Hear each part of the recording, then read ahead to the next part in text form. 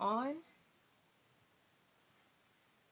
Hello, everyone. Welcome back. We are back after a week off to Revenge of the Gith Season 4, Episode 11.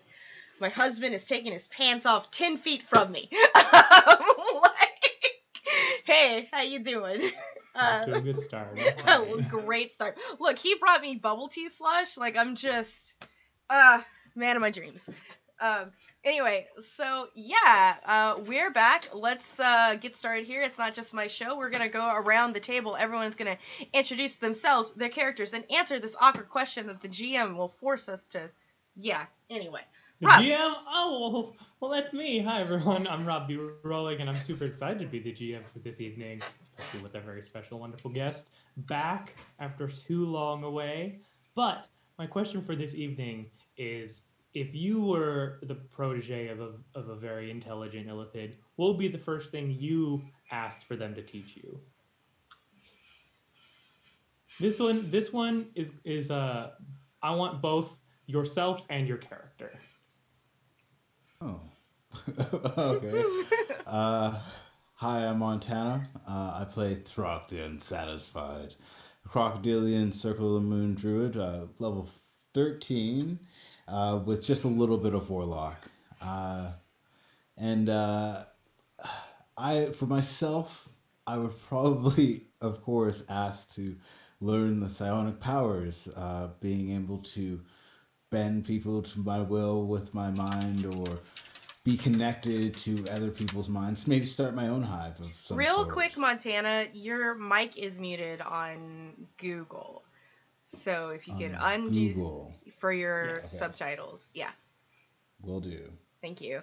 Just to remind you before we get into the game. So remember to keep the tab muted with the mic unmuted. Sorry to interrupt. I just wanted to do that for you. Anyway, continue. I'm sorry. No, There it's you go. all right. You're good now. Throck would probably. He would probably. Like, I guess to be able to read context clues probably better. He'd probably be like, you guys seem to read people very well. So yeah, that's probably what he would do. Amazing. All right, hello everyone. I'm Robin, and I'm playing Proserpina, the Tiefling Arcane Archer and the world's most absent-minded budding alchemist. Okay, if I were gonna have a mind flare person teach me something, I think that scream would be really, really nice. Yeah, that scream could be really helpful. Now, the voice in my head that's controlling me sometimes, oh, I'm not saying that. That's just wrong. Moving on, Twitch TOS, understood. Yeah, I'm Adelaide Adelaide on Twitter. I play Bliss, our newly returned bardic rogue, our courtesan turned spy. And it's so interesting that you would ask me this question because this has never happened to Bliss. Yeah. It's really strange. So she would probably pick, telepathy. Yeah. Just saying. No reason. Ignore any flashbacks that happen at the No, beginning of I this really episode. don't need him to teach anything. I just need him to tell me if those little things extend, Right. Jesus Christ. We're starting Someone off with that sedate me. energy, I see. Someone sedate me. No. We're always My horny on boyfriend's main. watching the show. Good. Perfect. Perfect. In unrelated news, I am Obadiah. I will be playing Hong Huzi, the half-drow warden extraordinaire, who would very much like to acquire what he has been informed is called the Jedi mind trick, mostly because apparently it's really great for getting nosy guards to not ask questions about the stolen goods you have in the back. These are not the drow you were looking for.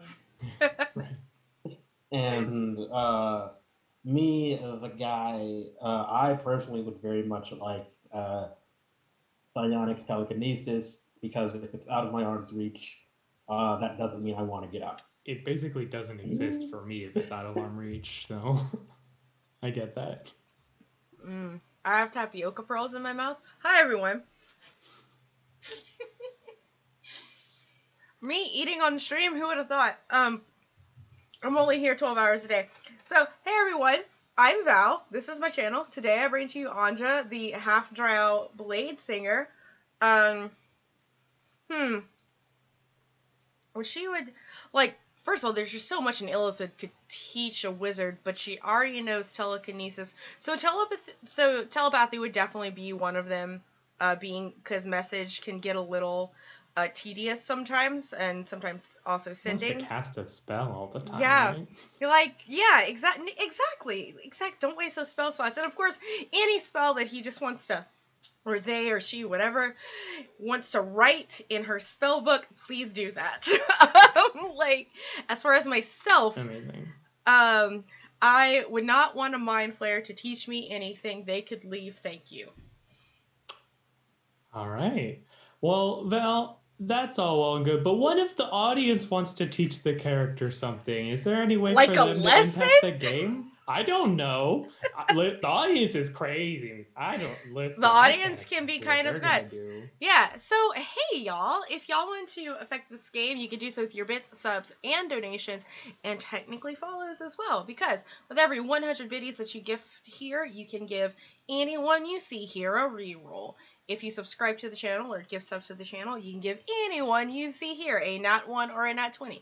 If you donate straight up money to this channel, you can make whatever you want happen. Also, anything within the GM's discretions. We will never cross any lines or veils because we respect our safety tools here on this channel. And when I mentioned follows, it's because my stream manager is telling me I am at 949 followers on Twitch, which means we are 51 followers away from a deck of many things happening. So if you are not following me yet, if your friends are not following me yet, come and follow me because we just want more chaos. And hey, that's all my spiel. Rob, what the heck's going on? All right. Well, with that, then let's be whisked. I don't know why I said it like that. Let's be whisked back once again to the world of Orial, which now almost 2 years ago was invaded by the Githyanki, once thought of as just astroplanar raiders, turned out to be a very powerful invading force, which did a whole diaspora out of the Underdark, put the surface under martial law, you know, the standard cruel tyranny thing, and recently extorted our group of heroes to find what they just learned to be the Nautilus, one of the Nautiloid, a very powerful Illithid created ship that could travel maybe even more than extraplanar. Who knows?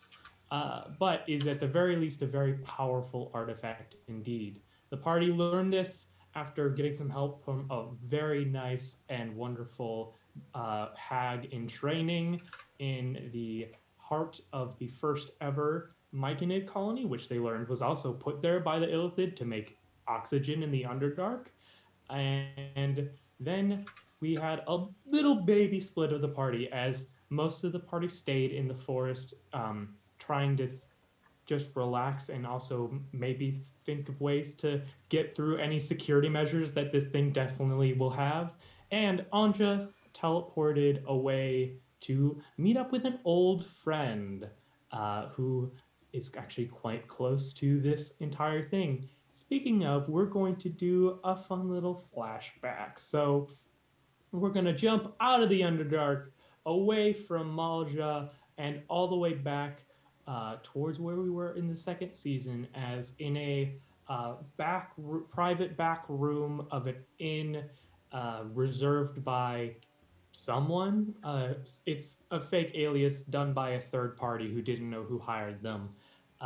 We can see a robed and gloved figure, face on a face obscured, well-fitting cloak, but also fairly nondescript. Could blend into a crowd pretty easily. And of course, Adelaide, please, across the table from him, what do we see?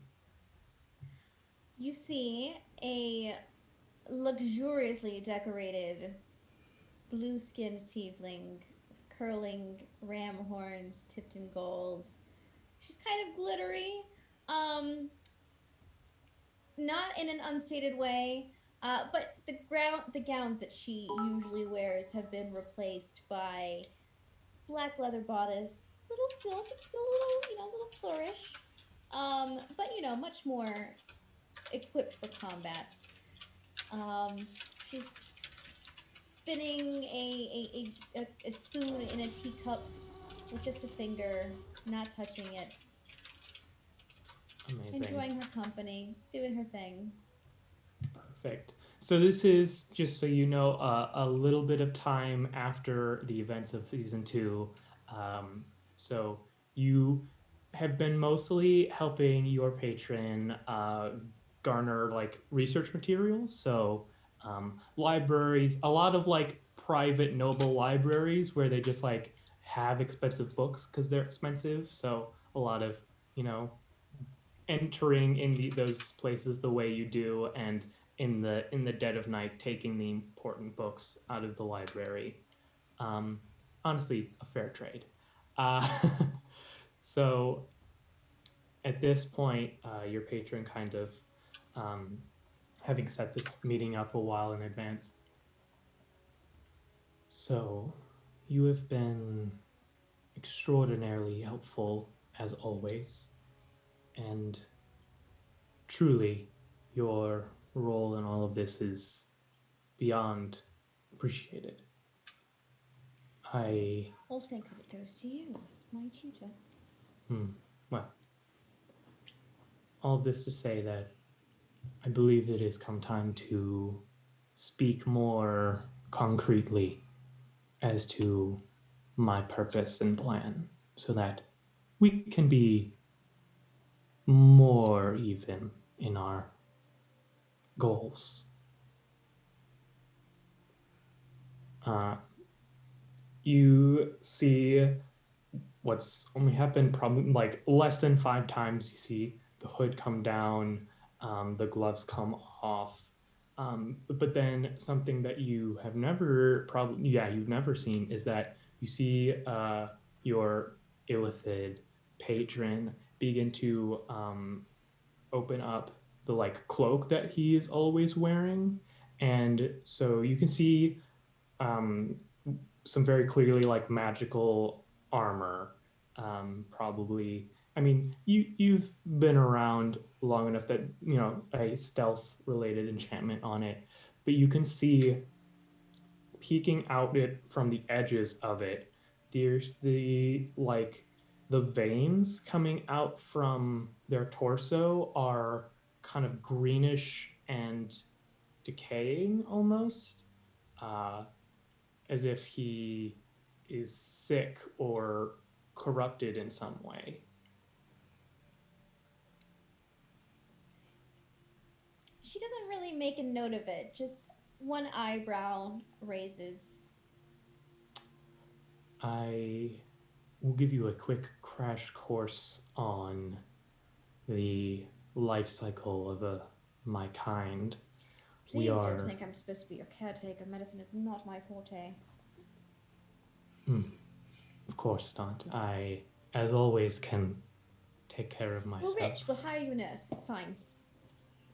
I have been looking after my own health for quite some time. I believe a nurse, unless you are offering for a meal, would be unnecessary. When my people are connected through an elder brain, a hub of our psionic and mental energies, there are very limited number still left out there, but there is a way that more come about.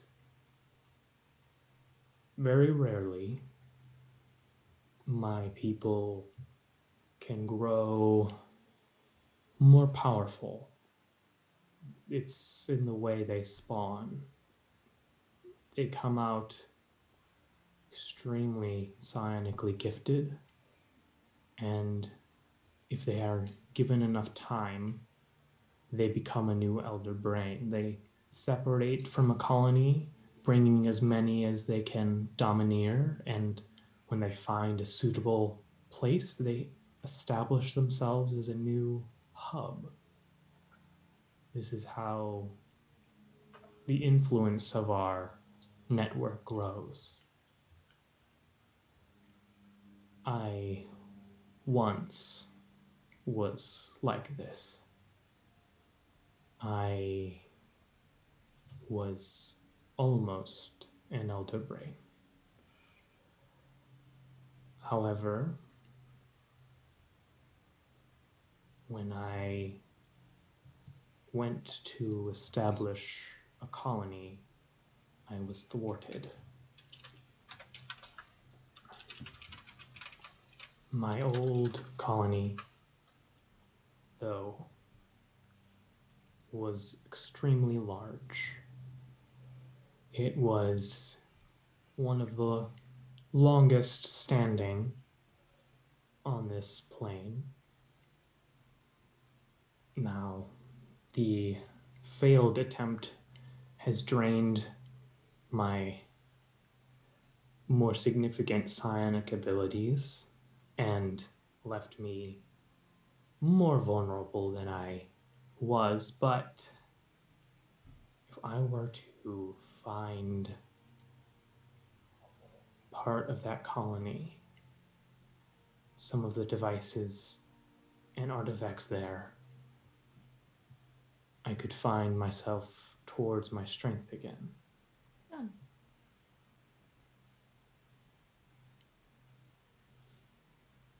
That is not the final goal. My people have ways of traversal out of this plane, far, far away, farther than you fully understand yet. I intend on finding one of our craft, a nautiloid.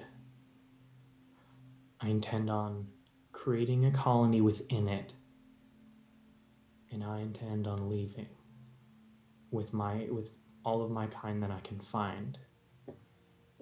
We've clung to the scraps of our old empire for far too long here. I hope there might be a time when we can rise and spread knowledge in our ways once again, but this plane is no longer a home for us. And I think it is time we understand that. Well, I certainly don't blame you, considering the circumstances. Indeed. Well, we will certainly get you fixed. I owe you that much at least. As for the ship, Will, I'll send feelers out. Of course. Well, we have much work to do, and of course, don't think that you will not be continuing to learn under my guidance. I think, first of all, we need to sort out this verbal communication thing. It is so primitive. You don't like the sound of my voice. I would enjoy it more telepathically. And so we will now fast forward through your time with your patron. Obviously, you gained your feat from leveling up as well. Fun bonus that you didn't know about. Your patron spends a lot of time telling you about some of the illithid workings. There are subjects and topics that are like avoided and he clearly won't talk about, but for the most part, they try to make it so that you are well versed in a lot of the illithid and planar history. You are now proficient and have expertise in the history skill after all this time. The party was leveling up and fighting things. You were studying and gaining the Knowledge, secrets bitch. of this plane. Yeah. Let's go. So that is you. And so now we're going to fast back forward to the part where we kind of ended last episode on, with Anja showing up to where you are, you and your patron, just completely unannounced. No, For no, the no, most no, part. no, no. Just one sending, and then There hi, was I'm here. yep, there was a Yep. sending. There was a Mhm. sending to Bliss, and it's like, Did I even reply? I think honestly we're just gonna New retcon phone, who's because this? yeah. So I don't remember what the setting was, but Bliss, you are in the Underdark with your patron in an abandoned Illithid colony. Not the one he was looking for, but there are many things that he knows are here and still valuable. And you get a sending from Anja being like, "Hi, I'm gonna see you. We're trying to find stuff and it's need your very, help." it's very, very important. I just need to know where you're at. I'm coming over. It's always 25 words. hey, Bliss, it's Anja. Shit, I'm gonna have to like go back and like rewatch It's the fine. episode. But it's We'll basically like, We'll do it live. yeah, We'll do it live. yeah, TLDR. It was just like it's very important. We're in the Underdark. Gotta talk to your friend. Gotta talk to you. Just, I'm coming. And yeah, she teleports there with someone that you definitely don't know. I'm gonna say also in her sending, you can still bring the person, but she would give the location and say, "Come alone." I know it's. You just show up with another person. Yeah, it's like that part kind of like goes at the whoops because we needed Lowry for something. Like Rob will remember, I've had like 20 sessions of other things before. But when you see Anja, like probably the thing you notice first about her when she like appears very distinctly is that she has stopped coloring her hair. The black ends are still there because getting black dye out of your hair is a mess, and can't just strip that out. But the red is gone, and it's just that stark like silvery white. Her eyes, a lot of that big emerald green is gone. Like she prestidigitates herself to look a certain way. Or minor illusions herself all the time, and there's a little bit more green around the edge, and the closer you get to it's like a gradient of green and red to show her mixed heritage. And her piercings are there, and it's not that she's not like, you know, the type of effort that Anja put into her physical appearance before. It's cut that by like 2/3. She's dressed a little bit more practically, still a little goth, not any makeup, except for maybe some mascara and some eyeliner, you know, when you're like, I'm not wearing makeup, but you have a little bit on, kind of thing. And yeah, she just kind of like appears with this mushroom, this mushroom child person with Lowry.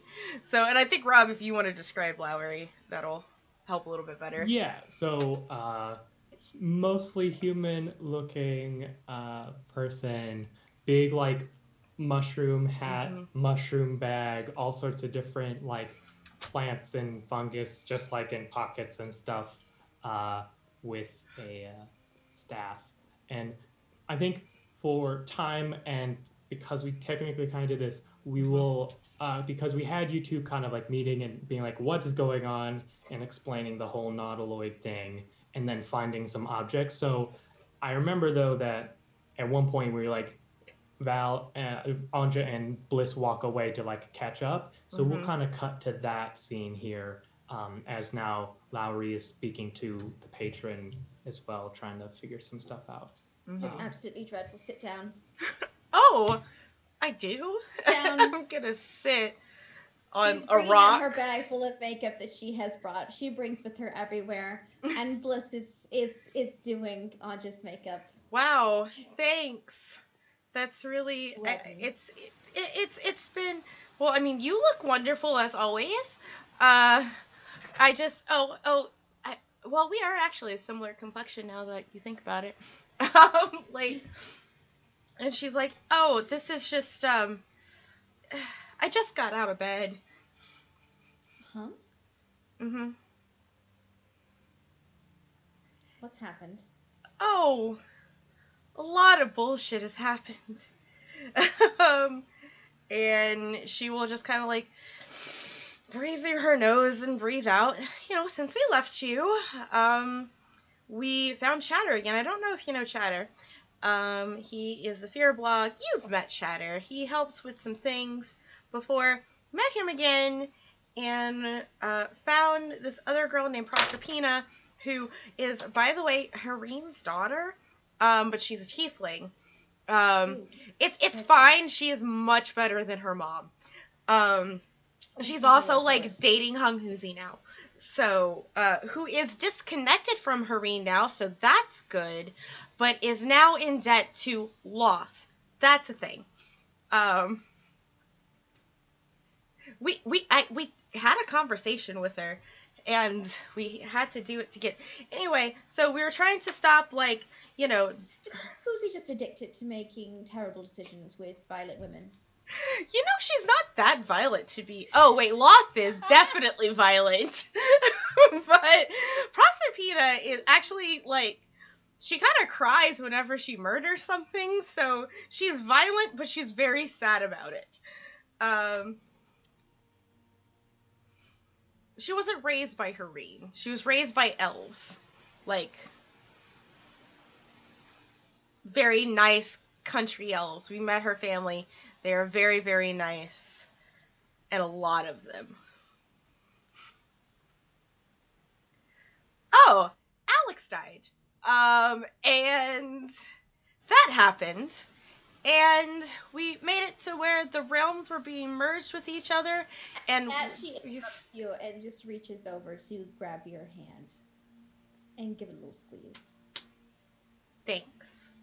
It's his own fucking fault. And she's gonna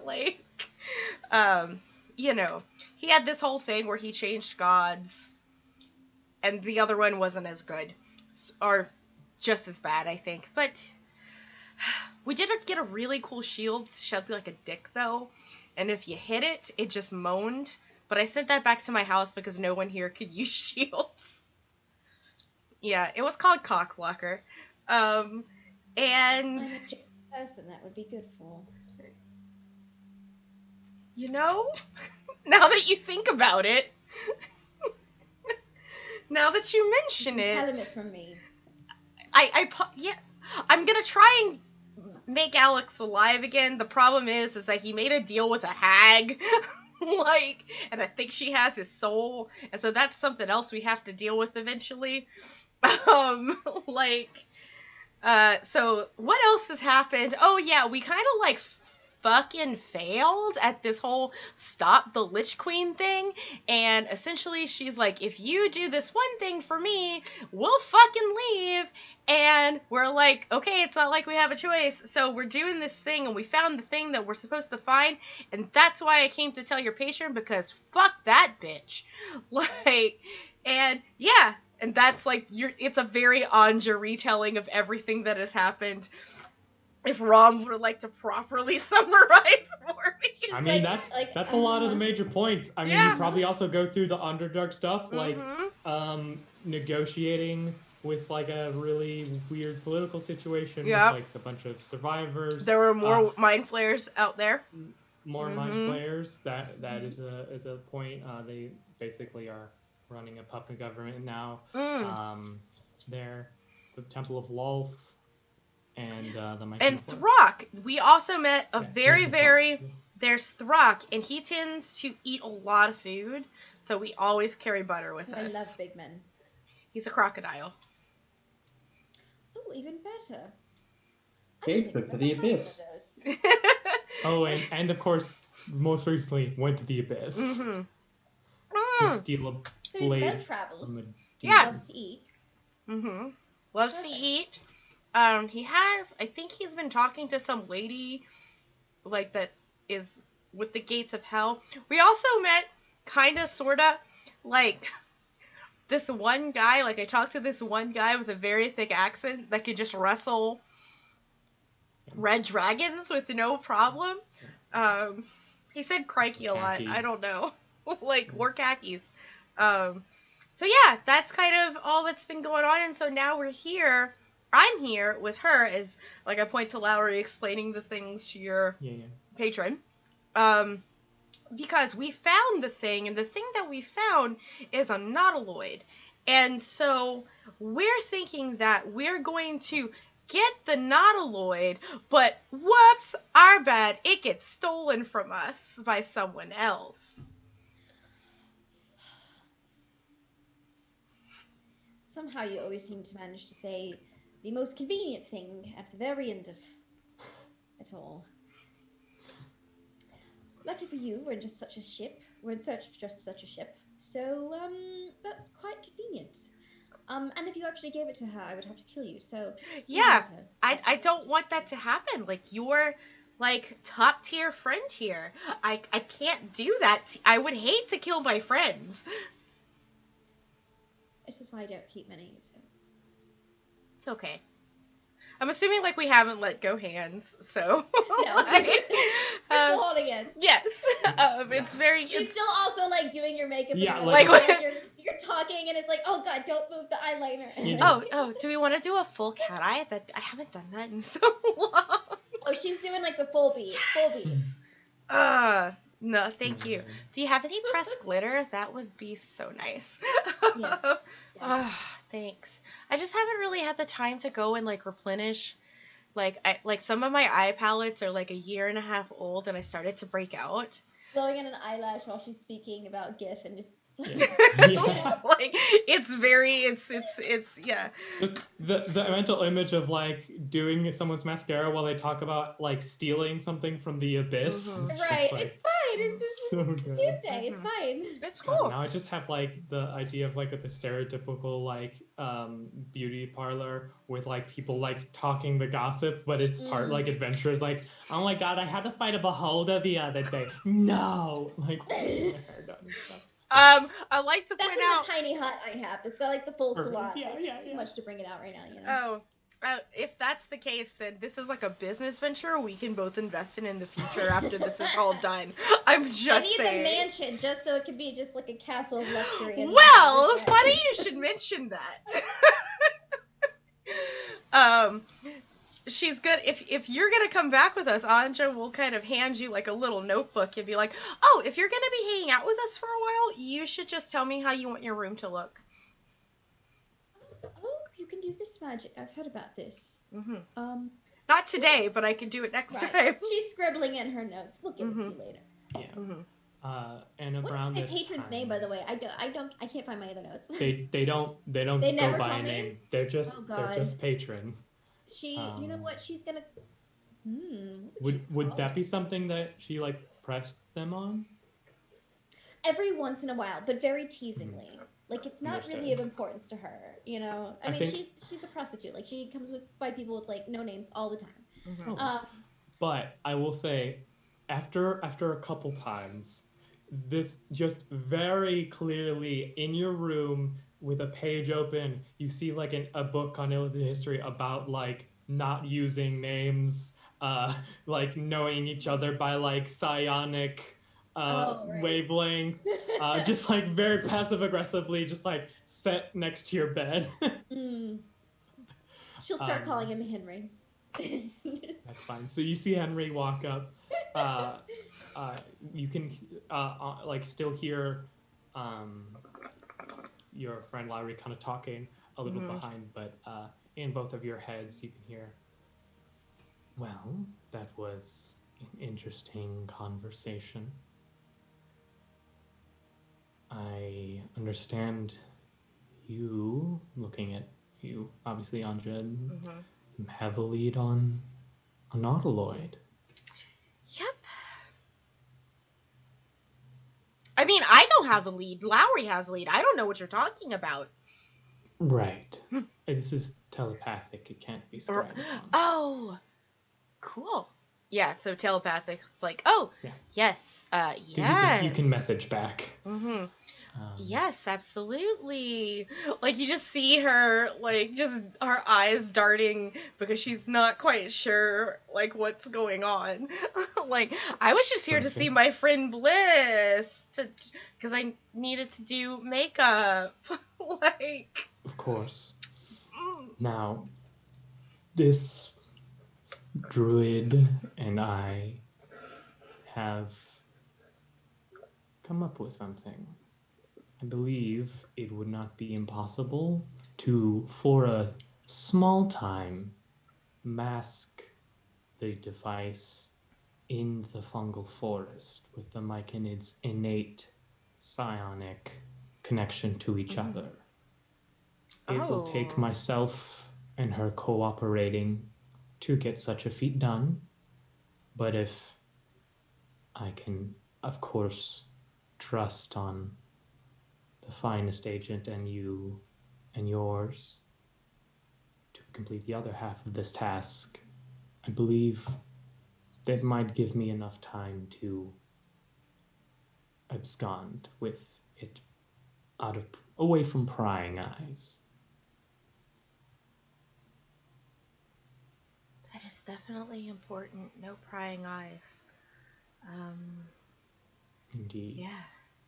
Yeah. Hopefully he has his hood on again. Oh, yeah.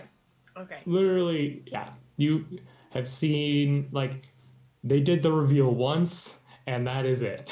Yeah. It's like, especially since the possibility of scrying can happen. Mhm.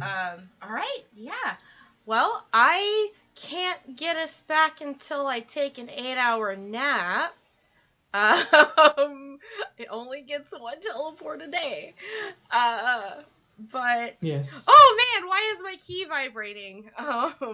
Because there was that whole scene where we went down and found that chest with the items, which I'm looking for the list of them and I can't Yeah, find we them. already we did that. Did you put it in the chat? Mm-mm. I think it went to Zoom chat is what happened. Oop. Well, we'll Yeah. Yup, from Found last directory, that. gone.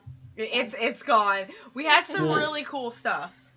We'll figure that out in a bit here. But the patron will kind of, yes, there is, of course, always restrictions.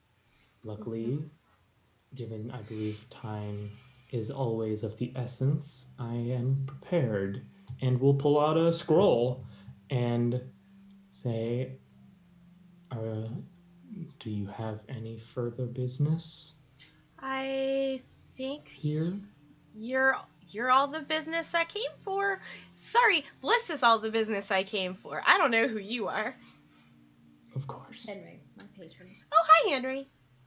The one who was sending me flowers that you were always very curious about. Oh, that's right. Which, by the way, I have been in your house a couple of times whenever we go back to the city, just because, one, I have to make sure your plants are watered and things like that. Everything is where it belongs. Don't worry. It's covered. Oh, a scroll. Here we go. Floop, flops it out. And I know exactly where I'm going, so do I need to roll for it? He's doing it. Oh, he's doing it? Okay. Yeah, so you all just are He's a back.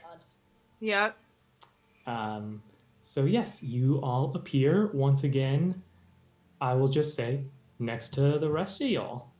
Yep. And so you all see everyone appear back again. So briefly, for the rest of the party, what does Bliss see as she looks upon the rest of the party here? Because even the returning people look different. We'll go intro order here. Throck is a 6 foot tall. I think we said 6. Yeah, 6.5 foot tall crocodilian. He's got like kind of a shorter nose for a crocodile, more of like an alligator type. He's wearing big furs like over top of him. And what else? What else would he have on him?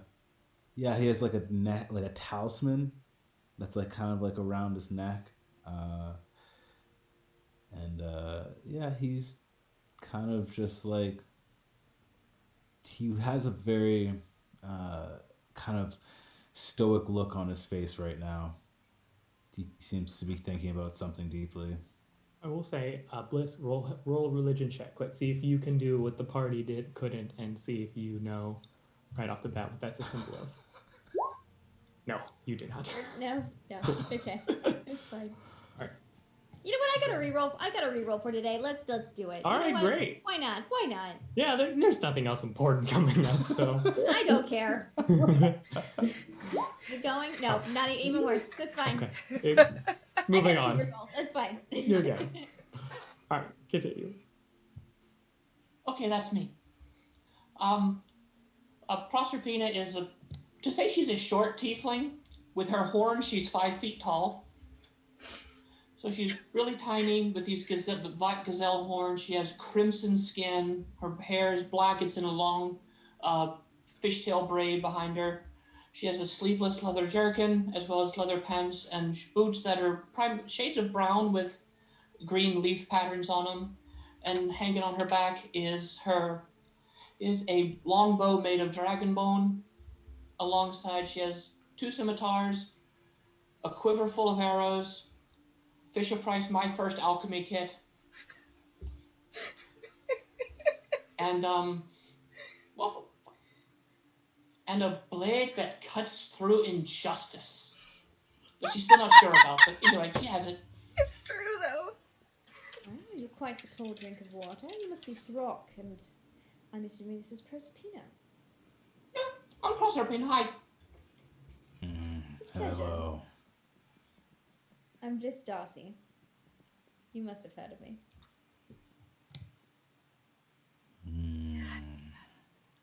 Yes, you have. About me.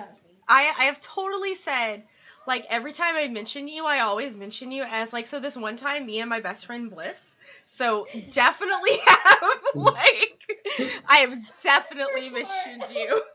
I have definitely mentioned you. Whether Throck remembers, I mean, he is a crocodile. I only helped save the world several times, and I'm about to save the world again, so. And also, real quick, how does Hong Huzi look changed? Because it's been a hot second since you've seen Hong Huzi as well. Yeah, I think as Bliss originally knew Hong Huzi, he could be honestly quite reasonably summarized as a shockingly high functioning alcoholic. And I remember that. And she still sees like his trademark flask at his hip, and like sometimes his hand twitches towards it, but he's not drinking, and it's been it's been a good 10 count, and he hasn't even drank yet. So something must have changed. There's not like the scent of alcohol kind of pervading him. Nor does he have like his usual his usual weave, or his or even the he's even like entirely present. Like his eyes focus on you, and they focus on you completely and accurately. And he's always been gaudily dressed, and that's mostly still true. Some of the jewelry's gone. He's you see that he's definitely actually managed to keep that Gith greatsword he kept failing to steal. I forgot about And that. and he's also got a very nice pair of that's Lolth. That is the symbol of Lolth on those gloves. Yes, I've heard you traded one bitch Sukamama for another. Oh! Oh, don't let her. You Don't did. let her It's been quite some time. It's good to see you. Yes.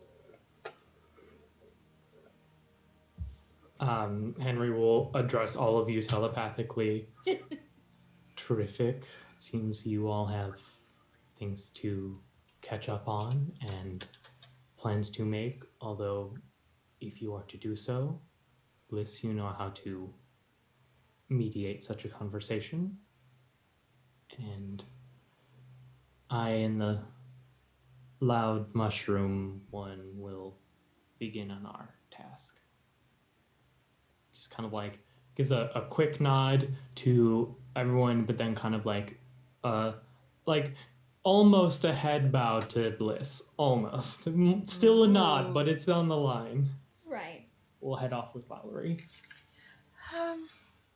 You know, there's one thing I forgot to mention, Bliss, and I want you to hear it from me before you hear it from any of these other people, just so like we're not confused about this.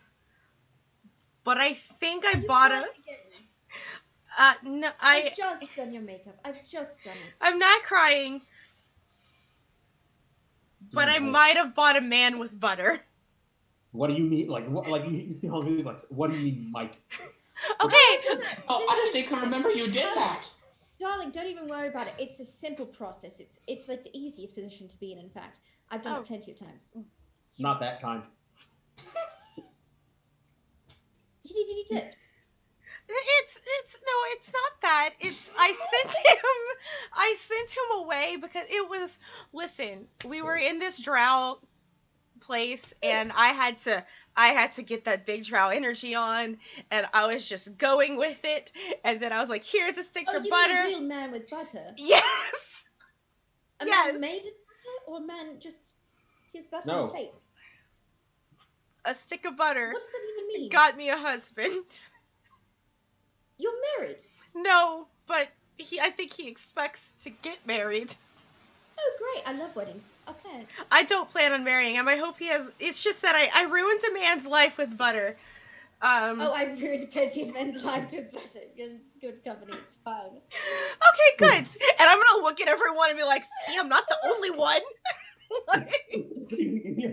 Welcome to everyone. It's just sex jokes all day long. Like, now... this will be entertaining. Half the party isn't gonna get any of them. I love this already. Okay, like For the audience that is not familiar, Bliss literally was a prostitute turned spy. So. Okay, audience. When I say the words I'm about to say, I don't want anybody to make a mistake. But Hongluli is giving Andre the Drow men's rights glare. Like it is highly What is the Drow men's rights stare? I need to know this. Yeah. Yes, and Dobie. Yes, and. Not all Drow. Yeah. Oh God, that's what's the timestamp for that clip? Anyway, so I did my part of the plan, everyone, and I look over at Hung Hoozy. Yes. And like Hung Hoozy say I'm sure we have absolutely no idea what you're talking about. Anyway, I went and got our friend Bliss. That was the plan. We need Bliss to help us with this very intense, super secret mission. Oh, of course. Yes, she will begin speaking to you all in telepathy, which you have not known her to do before. Yeah. But she's been gone for quite some time. Mm-hmm. And she explains to you all that, especially to the new people, that yes, he's a mind flayer. He's lovely. He's wonderful. Don't be afraid. He has a ship that he's looking for because he wants to abandon me and fuck off into the abyss. Not that abyss, just theoretical abyss. Apparently, Anja has found some kind of ship. You've all found some kind of ship?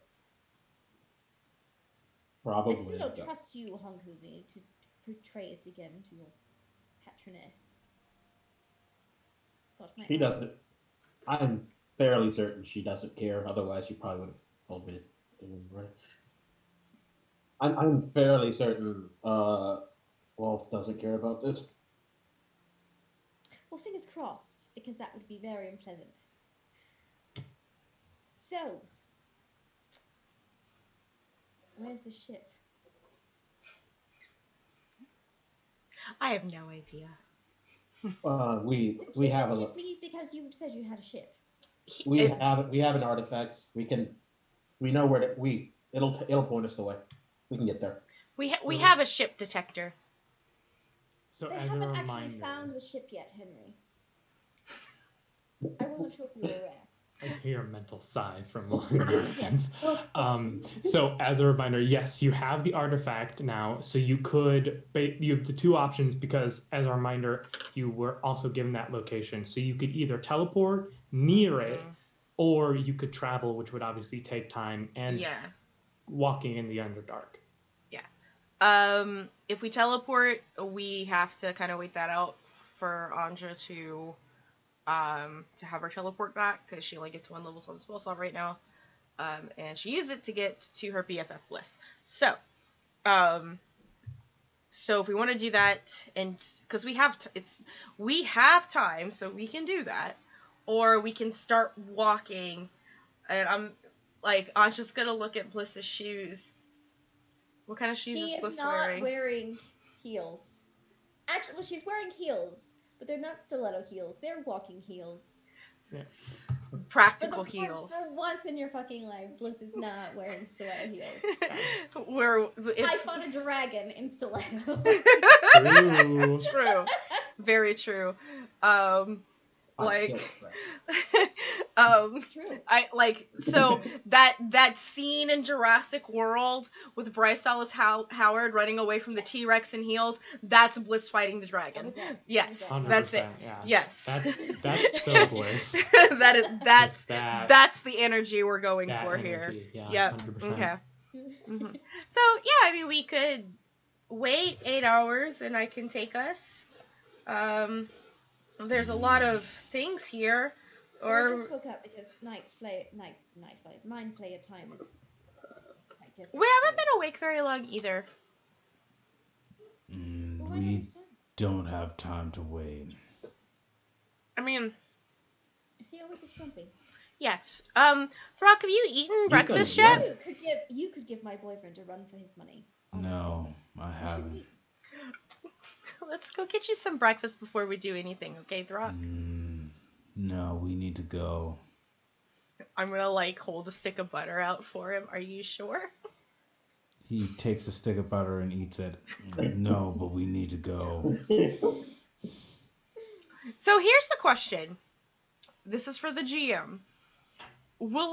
If we wait 8 hours for me to long rest, would we still get there faster if we walked than walking? Walked, yes. Okay, Walking is like a multiple days. Yeah, so. I'm gonna explain this to Throck. It's like, Throck, if we start walking, it actually isn't going to. It will take us longer if we walk than if we just wait for me to take a nap. The dragon's almost gotten through. Again, if we walk, it will still. Hold on. There's another dragon. Yeah. The much bigger. I met you. There was a dragon. It's the same dragon. I thought we killed it. There was a bigger one. Also, Throck just dropped something that y'all didn't know. I don't know if you caught it. Yeah, there's a moment where, Andra's I'm sorry, what, Throck? The first dragon. like Created that. by Tiamat. Mm-hmm. It's going to kill Tiamat. Great. Okay. That that by sounds like breaking the barrier of the 9 hells. Mm-hmm. That's problematic. Very problematic. We need to go as soon as possible. Cool. As soon as possible will be about 8.5 hours from now. He just looks up into the rocks, into the darkness, and he's just and turns around and starts walking towards the city. Somebody really actually needs to feed him. I have cigarettes. He prefers a more medicinal thing to smoke. They're natural. Oh, okay. I don't know if he's ever had tobacco. Now that Throp, do you want to smoke? He stops for a minute and cocks his head, and then he shakes his head and keeps walking. Okay. Fine by me. She'll light one up. She's got like with the the extended cigarette holders. Of Oh, course. of Of course. course. Of course. Do you think he understood? Do you think he understood what's going on? I feel like Throck is mad at me again. And to be His emotions are like. there's like subtle differences whenever he's been traveling us for a while. So remember when I told you that Alex died? Right. Okay. So how that happened was we were running. There was a big old Gith ship just in the sky, and I'm concentrating on it. So on my black hole to get it out of the sky, and we're running, and we have a friend of Throck's who is a Githrazi with us, and we're just like we're gonna get through this wall and into safety. There's also a Remoraz going down, lots of stuff happening. And so what happened was, I'm concentrating, I'm thunderstepping, I'm dimension dooring, and Alex is like, I got this, babe, don't worry. And I'm like, sure, okay. And then when I go back to the dimension door, I have one left, and I have to choose between Alex and this friend of Throck's. And the thing is that, like, I know Alex doesn't have this. I know his spells. Does he think I'm stupid? No, because I'm not. I'm the smartest one here. And I'll go just like shake his head a little bit like this. That's it. I went to grab Alex to dimension him door back, and he did not consent. And he stayed there, and we lost both of them.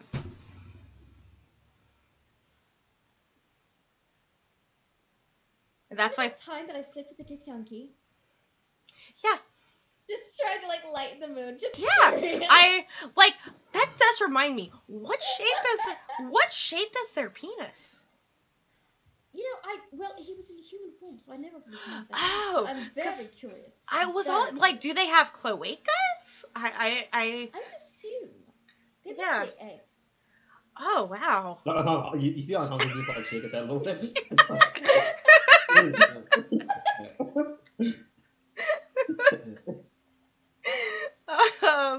Because I mean, It was simple. it's just in here, Anjus is always interested in hearing about weirdly shaped genitalia, so it's fine. So she's like, yeah. Huh. But anyway, that's why Throck was mad at me first. But we were supposed to we had like a get together where we were supposed to air out all of those emotions. But I think he's mad at me again because I told him he had to wait. Wait for what? For us to leave. Because he seems to be in a hurry. I thought you were playing like the hard to get kind of thing. It's kind of cute. I don't think Throck is into anything. Well, not with that attitude. There's like a moment where Aj is like, I miss Bliss so much. there's a Hear those oats. I'm so Yeah. happy. There's a moment where Aja just kind of thinks about that for like a hot second. She goes, nah, I've already made too many terrible decisions in my bedfellows. Except the last one, that elf boy, he was a farmer, and he lifted so many bales of hay, and he knew exactly what he was doing. Ooh. Yeah. Mm-hmm. Love that for you. Love it. Thank you. Different elf to the other one, by the way. I did not the one that I bought for butter. Yeah, no, I did not get his name. I didn't actually get either of their names. Yeah. The butter husband is at my apartment. I just like sent him there. Oh, yeah. I didn't know. Because I don't like very greasy. No, I didn't send him to your house. I sent him to my house in Malta, where I actually have a roommate, and I like told my roommate or not my roommate, like my subletter. Her name is Halia. Yeah, and she used to own a bar that got destroyed because it was my fault. And I was like, it's okay, like you can just like rent from me because I'm not gonna be there for a while. And I sent him there. And you know what? I just hope deep within me that maybe they found each other. And they're now. Right. That's I do that's need the description. yeah. I understand. You're making a lot of assumptions. You're making a lot of assumptions here. Listen. I'm just trying to like be positive, okay? Like that's my thing, right? Right. Right. Thank Very you, Bliss. positive. Very intelligent, very positive. The most. Do you want to get mimosas? Yes. Okay. Since we have to wait anyway. It's been ages since I've been in civilization. Perfect. So you all can go buy some mimosas and other libations from some of the various fey folk who have set up a small kind of settlement here. I guess, is there anything y'all want to do in the 8 hours, or are we gonna time skip to teleporting near the Nautiloid? I think that's what we want to do. I think that's what we're gonna do. Think. All right. So, needless to say, you all have a wonderful day catching up with a old for some, new for other friend. While for Throck, pacing and trying to hope his patron doesn't pop out of existence, that his people don't get wiped out, that the gates of hell aren't opened up, and I mean, just generally, at some point, like we just brought a mimosa barrel over to Throck for him of course. because we know how much he enjoys barrels of mimosas. I will say, Bliss, as a note, like Throck puts it away, like food and drink, just can't stop, won't stop. It seems to be, and yes, we will now skip forward where you all having gotten a long rest, so get all your stuff back, are now ready to teleport. Yeah, it's same thing as last time, everyone. So I have a pretty good idea from where we're going, right? Like, what is the Yes. information that I have? Okay. Yeah, basically you know where you're going. It's just not the Nautiloid because it's Mhm. worded, but it's close. Gotcha. Okay, then I'm gonna take this off for spells. I'll put that one for sure. Just looking at my spells real quick. Okay, yep, I'm feeling good. I was like, all right, everyone, let's all hold hands so we don't get lost within the weave. If anybody sees the world tree, let me know. It's back there. So, and just has everyone hold on to each other, and she, it's actually just a vocal component as I'm like, poof, as I cast teleport. As you've now done quite a few times now, blink out of existence and reappear in what looks to be just another part of the Underdark. Like it's just another tunnel. Although everyone give me a perception check.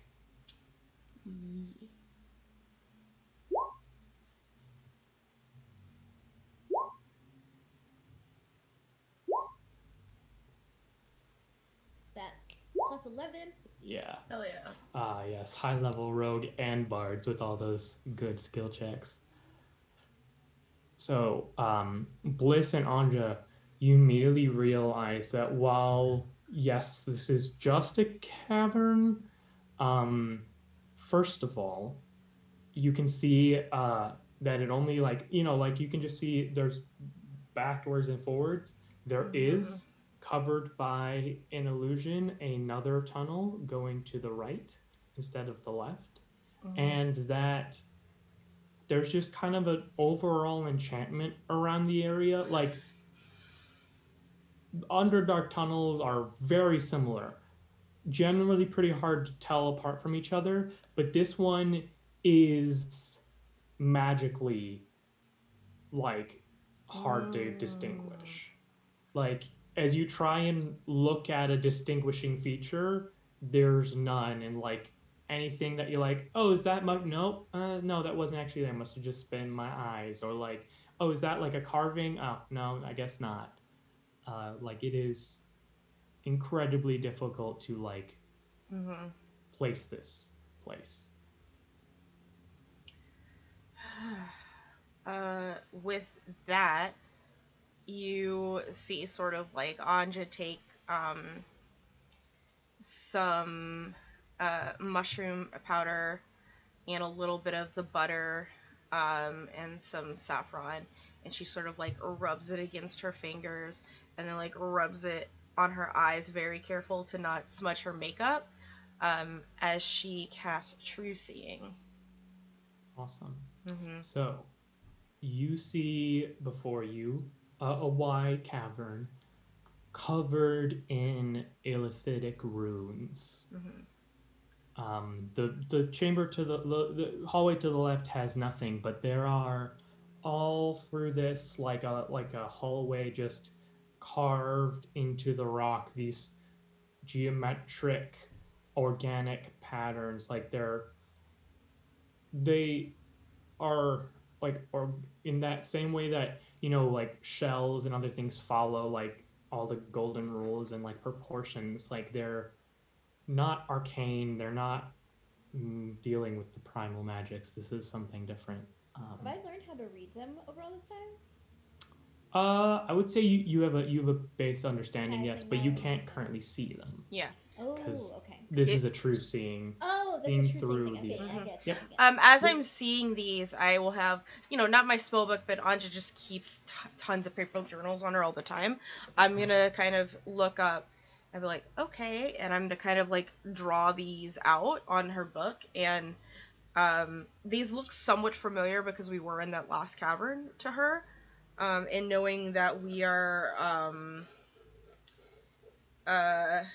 in near some mind flare stuff, and I'm gonna like hand it over to Bliss for her to like, I'm kind of seeing these things everywhere. So Bliss, you I'm gonna say for free because you literally learned illithid stuff this whole time. So this appears to be not just an illusion. This is a defense mechanism.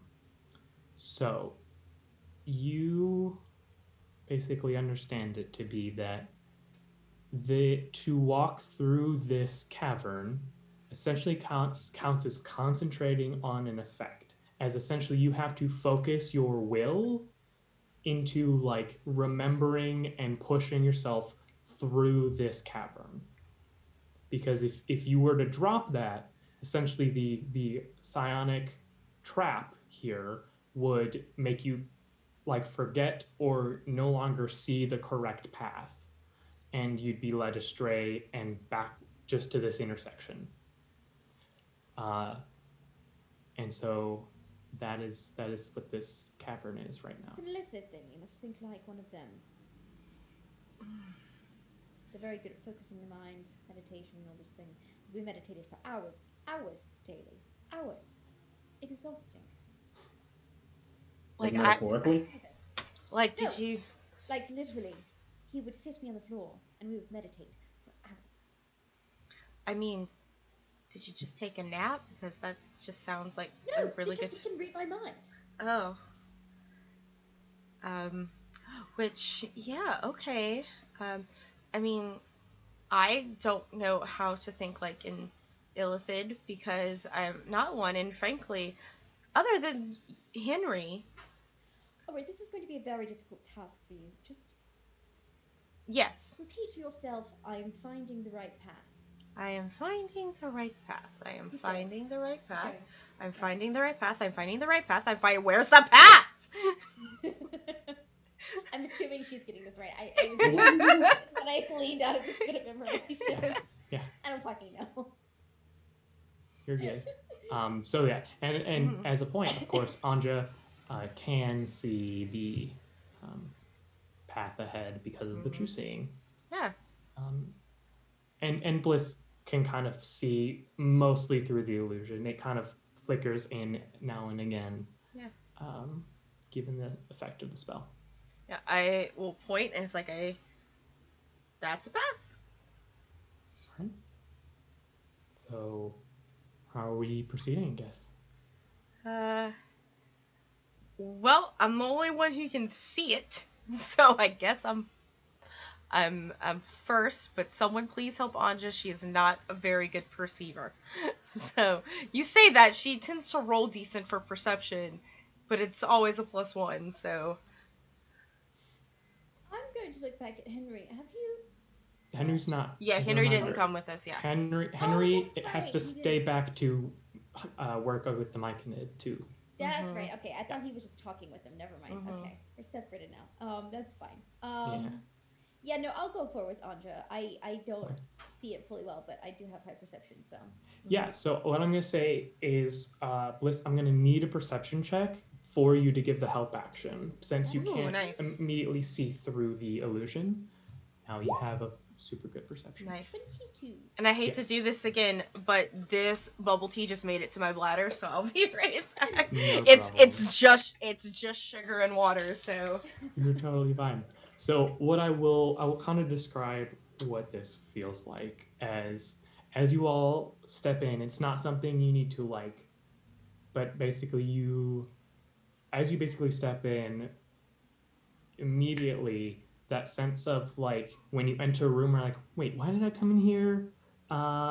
It probably wasn't important. Just like hits you, and only through basically fighting against that urge, which because you know Bliss was able to tell you all that it was coming, is not actually from your own mind, that you are able to essentially concentrate on, you know, no, I am heading towards a destination. This is where I am supposed to be.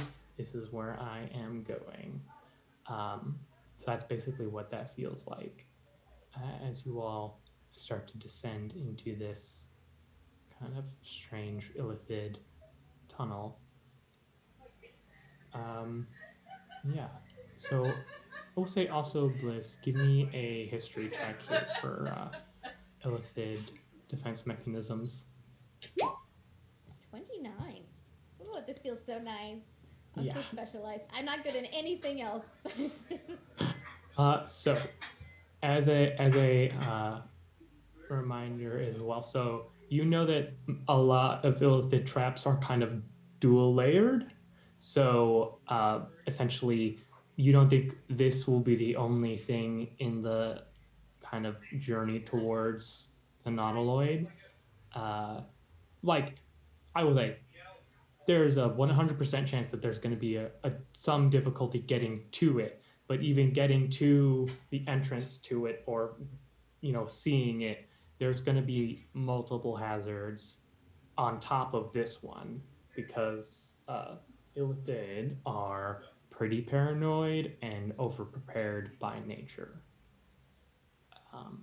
So you have a very good sense that you're going to be doing more than just this. But Anja, because Bliss is so perceptive, why don't you give me a perception check with advantage? with advantage. Your DC Okay. is lowered because you can actually see through all of this. Yeah. Okay. You all begin walking through this tunnel. It is lit by bioluminescent fungus, as most of the Underdark is. However, as you all continue, I will need Anja and Bliss, the two people at the front, to make wisdom saving throws. Yep. Oh, listen. I'm trying. And we're getting to this point, so where I have too many windows, so we're gonna do dice. I only needed to do one. Cool. My wisdom save is I got a +7? Shit. So 18, 19, 20, 21, 22, 23, 24, 25. Okay. So, briefly, like, it's like a jump scare in a bad horror movie where it's like, just like, Yeah. like, jumps into both your heads. Bliss, you take 17 points of psychic damage, and basically like have to run away for a second.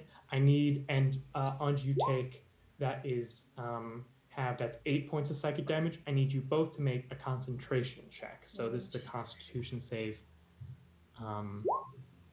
Natural 20. Great. I'm sorry, how much did you tell me that I took? 8. 8. 1, 2, 3, 4, 5, 6, 7, 8. And a Constitution? Yep, for concentration, as you just took damage. For what? For Concentrating on taking getting damage. through. For getting through. Concentrating on the spell that is walking through. It's concentration, the mechanic to get through this cavern. Oh, okay. Well, that was a 21 as well. Great.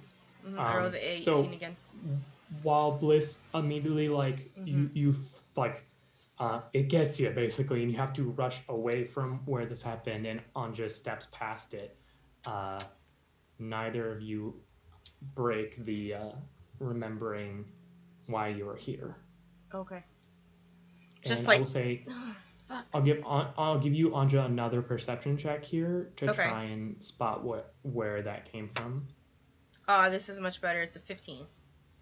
Yes, I will say that with a 15, because of true sight, you can see there is a glyph on the ceiling where you just walked under, you and Bliss. Okay, with that, seeing that, I'm gonna send a quick message over to Honghuzi. Be like, there's a what kind of feels like a mind spike glyph. Just be prepared for that. Did you mention where? You can just say it back and I'll just say it again. And I'm gonna give him, like, if you're walking the same direction that we came, it's at 9 o'clock. Okay, so like with that he's gonna rack his brain and like just try and like carefully path around it without losing track of. Yeah, I'll say make an acrobatics check to try and skirt around triggering this. Please tell everyone else so Anja doesn't. He's going to say it aloud because he doesn't like as he's doing this. Yeah. I'm sure. Yeah. Cool. Acrobatics. Yep. 25. Whew, you like Mission Impossible style. You just like go around on the like side of the tunnel and just completely avoid the glyph. Follow me. And because he is still himself, there are handsprings involved. The handsprings are mostly unnecessary. Entirely unnecessary. Let's be honest. No, let's not be honest. So we still got 3 people on the other side of the glyph. Two people. Copy. Yeah. Okay, make an acrobatics check.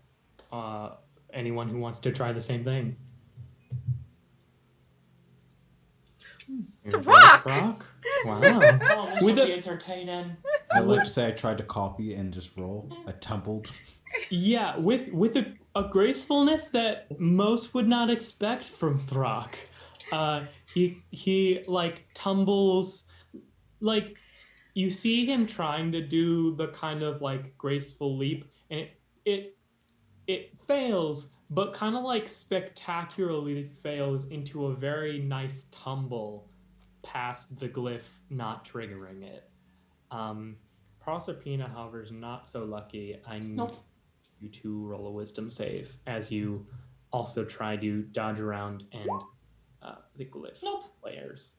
All right, so you will take a nice little 20 points of psychic damage, and that's going to be a concentration check.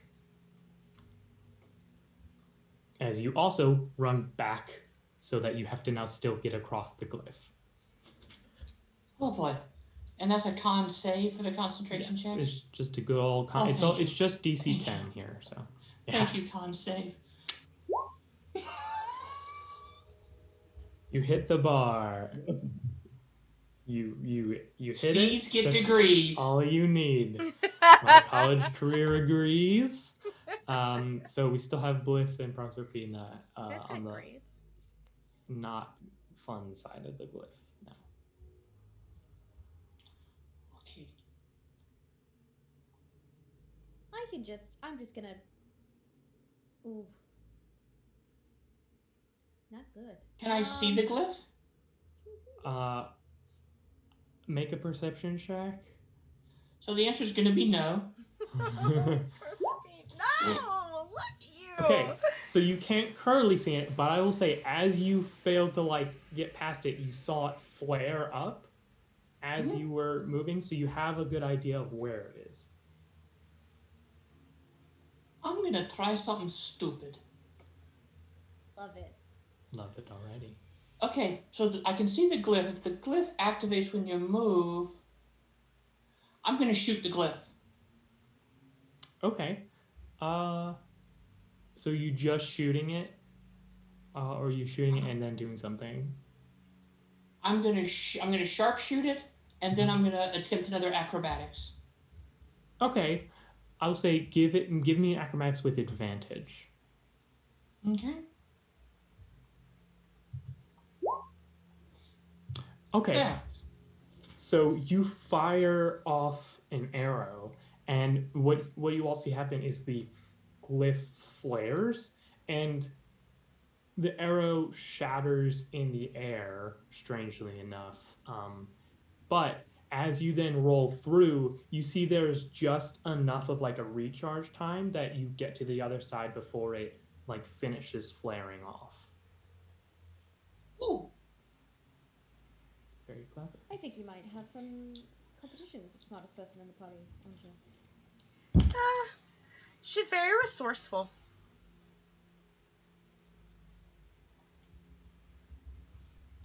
And Bliss, you're the only one not past the glyph. Throw something. Good job, Proserpina. She's not a very athletic person. She's just gonna find like some kind of pebble on the ground and just flick it up there. See if that Great. works. Just give me an acrobatics or athletics if you would like, but I don't think you will. With advantage for me, real quick.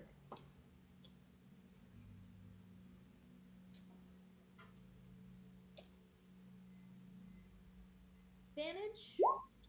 Yeah. 23. You are good as Goodness. the pebble shatters, just in time for you to get across the glyph unharmed. It's gonna be one of those days, isn't it?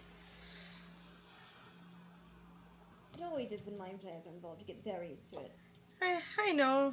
It's just like one day I would like it to be just everything just worked out. Like I just wish that the gods were in our favor, and it's okay. One could dream, but guess what? I'm kind of an elf, so not really. Rock walks up beside you, and he puts his hand on your shoulder, and he looks you in the eyes and says, "We will do this." Yeah, we're a team.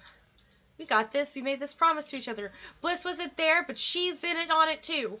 I have full faith in this. Thanks, Throck. And I'm like, pat your hand. Bliss, is that an in-character look? Listen, listen. I'm next to Anja, like, ooh. Listen, just because Val shops at certain websites doesn't mean that Anja does. Doesn't mean Anja. Like, Mean Anja. Amazing. So you all begin to go again. If we're proceeding as we just were, then we'll get another perception check with advantage from Anja here. All right. And like I That's the said, plan. there's just, I know I have a +1 to my perception, so I'm just grabbing my dice. Mhm. So many windows. Perception with advantage is only a 12 this time. Okay. Mm-hmm. So I will say if you all want to change up your tactics, you can. And I will say, if you want, Anja, you can instead roll investigation. The trade-off is if you roll poorly on investigation, you just instantly trigger it. Gotcha. And it's bad because you Gotcha. are like up close. It's the difference of not seeing a dart trap to like head in front of the dart trap. Mm-hmm. So given that, would you like to reroll with investigation or keep that perception? Do I still keep the advantage on investigation? I'll say yes, because Cool. Bliss is I think incredibly perceptive. So I far. think yes, I will do that. Considering like my perception is a +1 and my investigation is a +9, so considerably better because that is a 27, an 18 + 9. Very good. Yeah. So you see through the illusion Mm-hmm. coming up here, there is a series of 12 curled. They like are a strange combination of like a tendril and a whip, Mm-hmm. just in like a curly Q still pose. Mm-hmm. Just 6 on each side, just across this part of the hallway. Basically, there's kind of a little bit of space. You could maybe get through this part without touching any of them, but they look like just like large, like almost a whip you would give to like maybe not a giant, but like a half ogre, curled up and stationary. So, okay. So I see this. How far up is it from us? I'll say you're probably about like 20 or so feet away, and it's down this 30-foot stretch of hallway, because it's one, or no, 60-foot stretch of hallway because it's one every 5 feet and alternating like a zigzag. Okay. And so it's like these. Can I, like with that high investigation, can I maybe conjure up what kind of trap this is? These definitely seem like something that will like restrain or attack something that comes and triggers it. Okay, can I see where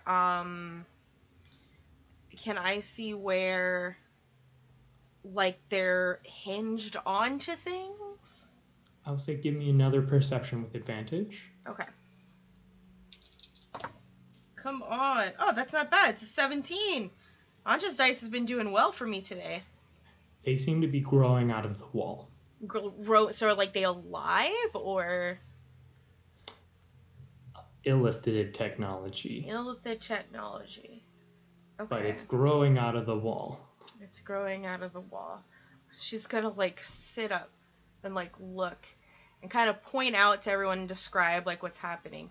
Is anyone here good at disabling giant tendrils? What? Like Hongozi just shoot it. Well, unfortunately, because I have true seeing, I can't just shoot it. Okay, like because Steven actually got like a bow and arrow. Like, all right, just guide me. Let me see if I can hit it.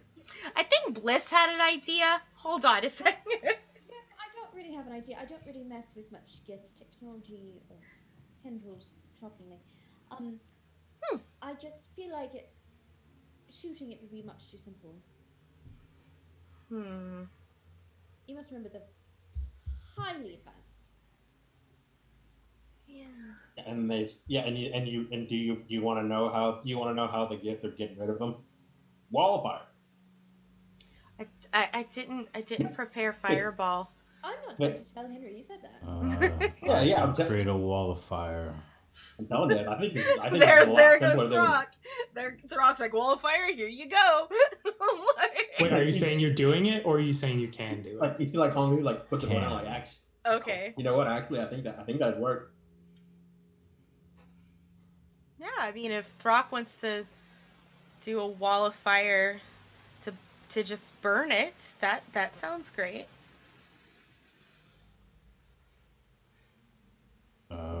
Okay. Then he puts his hands. On Hosey's, because I think you did explain that like we have to concentrate on it. The wall of fire is concentration. Rob, would it be fine if Hosey like tied their waists together with some rope, so that like Throck shifting concentration doesn't mean he's going to be suddenly and immediately. You don't know the consequences of losing. You don't know the full consequences of losing concentration. So you may do whatever you would like with Throck as he casts a concentration spell. Is Honghuzi saying something? Anja did tell us that we had to concentrate on staying on the path. Like, that's the thing that happened, right? Yeah, you have to put your mind to it. Like, wait a minute. I know spellcasters. They have to focus. Maybe that's the problem. Hey, Thought, could you hold still for a second? I need to tie a thing to your waist. Give me a second. See. Okay. See, he's getting manhandled by Honghuzi, and you. Like, let's over to Bliss. Like, imagine the ladies are just standing by, and be like, "Yes, keep." I'm enjoying just watching it. Keep tying up, boys. We're. Oh, that's tight. Hey, I've seen that before. I've done that before. Yeah, because Honghuzi's that guy. He uses those knots for everything. They're good knots. So Honghuzi and Throck are now thoroughly tied together. Now, Throck, what do you want to do? Montana's thinking of how strong is Honghuzi. Because I thought it was going to be more than one person holding on to Throg. I mean, if we want to get tied to the giant crocodile man too, I think we'll be like, if we all need to do that. It'd be very interesting. Anyways, I'm gonna cast Wall of Fire, like in a circular motion around the thing. Yeah, I mean, you can you can do the straight line. It just like will incinerate the whole hallway of things. Basically, I'll say. Okay. Because it's just a hallway, so if you just right in the middle. Okay. So you hear like a like high pitched screech kind of come out as these things wither and just like incinerate. As they do, you see they excrete this dark greenish purple gas that starts to slowly spread out. It seems to be mostly contained to the hallway, but it doesn't look great. Throck, why are you here? You're not supposed to be here. You have places to be. Why would you be in this random? Give me an intelligence save, because like there's no reason for you to be here right now. Yeah, Throck. There's the exit like right to your left. Why are you here? That's stupid. As Throck just begins walking towards the wall. Everyone. I'll say. Let's do a quick opposed athletics check between Honghuzi and Throck. I can't wait to see this. But the tendrils are gone now, right? They're dead, but there's like a gas, just like pervading there now. Okay. Wow. Okay. Seemingly beyond any logic, Throck begins to walk, and Honghuzi, like all the veins poking out, like sweat beating down, just like holds him in place. I just imagine his feet, Throck's feet are moving still. Yeah, like you're like digging a little trench into the ground with your big crocodile feet. Just walk over. It's like, Throck, boom, boom, boom. Get it together, buddy. Why? I'm not supposed to be here. You're right. You're supposed to be that way. And I point in the other direction that we're supposed to go in. The exit's this way. We're having a new exit. It's that way. We don't know the exit because we teleported here, remember? No, I see it. It's right there. It's definitely not there because guess what? I can see things that are hidden. Remember, I have true seeing. There's no exit there, okay? Should I roll a persuasion? Yeah, you can roll persuasion. Sure. I'll say this will be against the DC of the effect here. The DC of the effect? Okay. Yeah, that okay. Failed. All right, and I'll make sure you see this when it's done. But it's a +7 to my persuasion. I don't know if you can see that nat 20. That is a natural 20. But there it is. Yeah. Your trusted friend's words cut through this kind of haze of magic and psionic interference, and I will say, Throck, if you would like, you can reconcentrate on focusing at this time. Okay. I dropped the wall of fire. As the wall of fire drops immediately, yes, you know why you're here. That's not an exit, that's a wall. Who knows what would have happened if you walked through that exit, and yes, you're good now. Just look over at everyone else and just like, okay. I'm mostly looking unaccountably smart. Why would you? Oh, that's right, because you held back the I walk crocodile. over to Hankuzi. Oh, good job. You're getting stronger.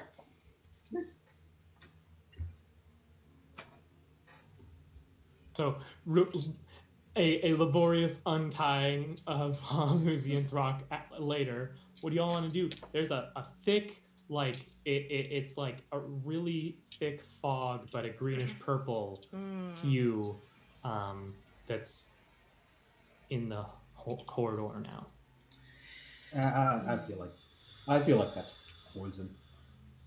It looks like poison. I'm pretty sure it's poison. Probably. Real question is what kind of poison. Real question, what kind That's of a poison? good question. Let's go. I want to find out what kind of poison it is. It's fine. Oh. It's fine. Adelaide, I couldn't hear you. Are you muted? I have Oh, a there. poisonous kit. Mhm. I don't know what that does. I I'll don't know say if I if can you- test poisons with that. I don't know if I can just. Sure. I'll say, make me a nature check. Are you proficient in nature? No, I am not. I'm just. Go ahead. In poisonous kits. Go in and add your proficiency since you're using it in this context then. Okay, so then +5 is what this is. Ooh, not good. Is that a 13? 13, yeah. It's definitely poisonous. Like, it will damage you if you walk through, but it's unclear exactly if it might have, like, more negative effects than just, like, personal injury. Bliss, Proserpina's actually been studying this kind of stuff. Maybe, I know you have the kit, but maybe if you could show her how to use the kit or something, like y'all can help each other out with this.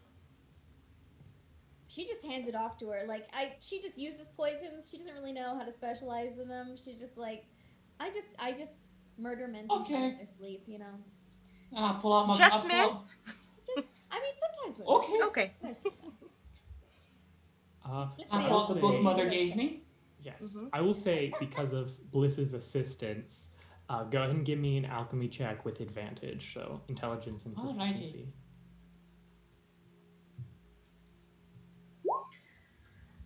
Okay, so it's difficult because this is a gas, not a liquid. I will say, if you figure out if you could somehow make this a liquid, it would be a very effective poison to put on weapons or have someone imbibe. But you can tell that there is not only a damaging element, but you can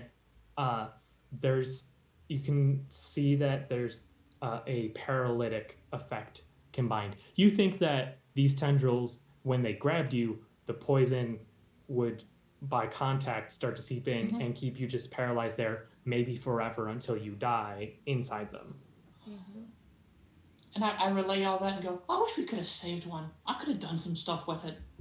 Oh well. I highly doubt it's the last thing that'll be here. What? Is it Yeah. flammable? Maybe. I don't know. That I'm not sure about. All right. Probably not a wall of fire this time. Let me see if I can light something up. I'm gonna back away. Yeah, you Uh, just light up the gas. Let's do. Good job. And like. Is there? Oh no, I was any like, I was flames gonna left? I was gonna ignite some alcohol and throw it. It was a magical effect, so it immediately goes away. I was gonna ignite some alcohol and just. I mean, I've got plenty. I'm gonna ignite some of that and tuck it in there. Great. So how far away is everyone the instant an open flame is lit? I mean, I heard one person I backing was away. definitely backing away. Like, at least third, like, just like. Not All right, all the way, here's- yeah. Throck was actually preparing to cast Control Flames. As Throck, he was doing that, he was like, okay. What's the control flames range? It's actually 60 feet. Okay, so a 5 60 foot feet away. cube. Great. Okay. So what I will say first, then, Throck and Honghuzi roll opposed initiative roll here to see if Throck can cast the spell in time. I love Oh this. yes. Oh yeah. Throck's got this. Ooh. So yes, Honghuzi, you and nothing happens. So, I got this. As soon as you do it, I got this. Like you're lighting the candles in the bedroom. You know, I could always just telekinetically. my shirt's still on. Okay. I could just. You know, I could We just. don't have time for the full thing. I could just. What? No. Oh, I was just saying, as you were playing with, fire and gas, I could just telekinetically move it out of the way. Oh. But this is so much more entertaining. It's true. I just, sometimes getting hurt, limited abilities to heal. But, you do you, honey. It's okay. As I look over at Honghuzi. It's fine. I get to say my higher level spells for when it's important. You never know what we're going to have to move. Telekinesis last I what? want you to know that I recognize the passive aggressive insult. And I don't appreciate it. Would you prefer an aggressive insult? You feel like Honghuzi like raise his hand a little bit, like he might just light it, just fight. Like, this is what this relationship has become.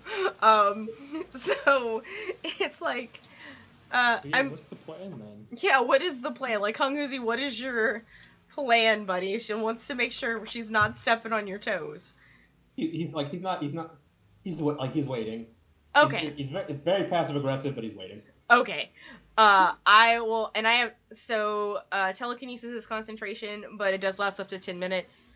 And essentially you will see, I will say, yeah. since it's a gas, telekinesis would work, but it will take a while because you have to move, gas particles. Right. I was almost kind of thinking it's, instead of, moving the whole gas, all at once, to kind of save, time for everyone, is we all sort of huddle together and we walk in a straight line with each other, so that I'm just moving it as we get to it. You'd have to walk at a slower pace, Mhm. but yeah, you could do that.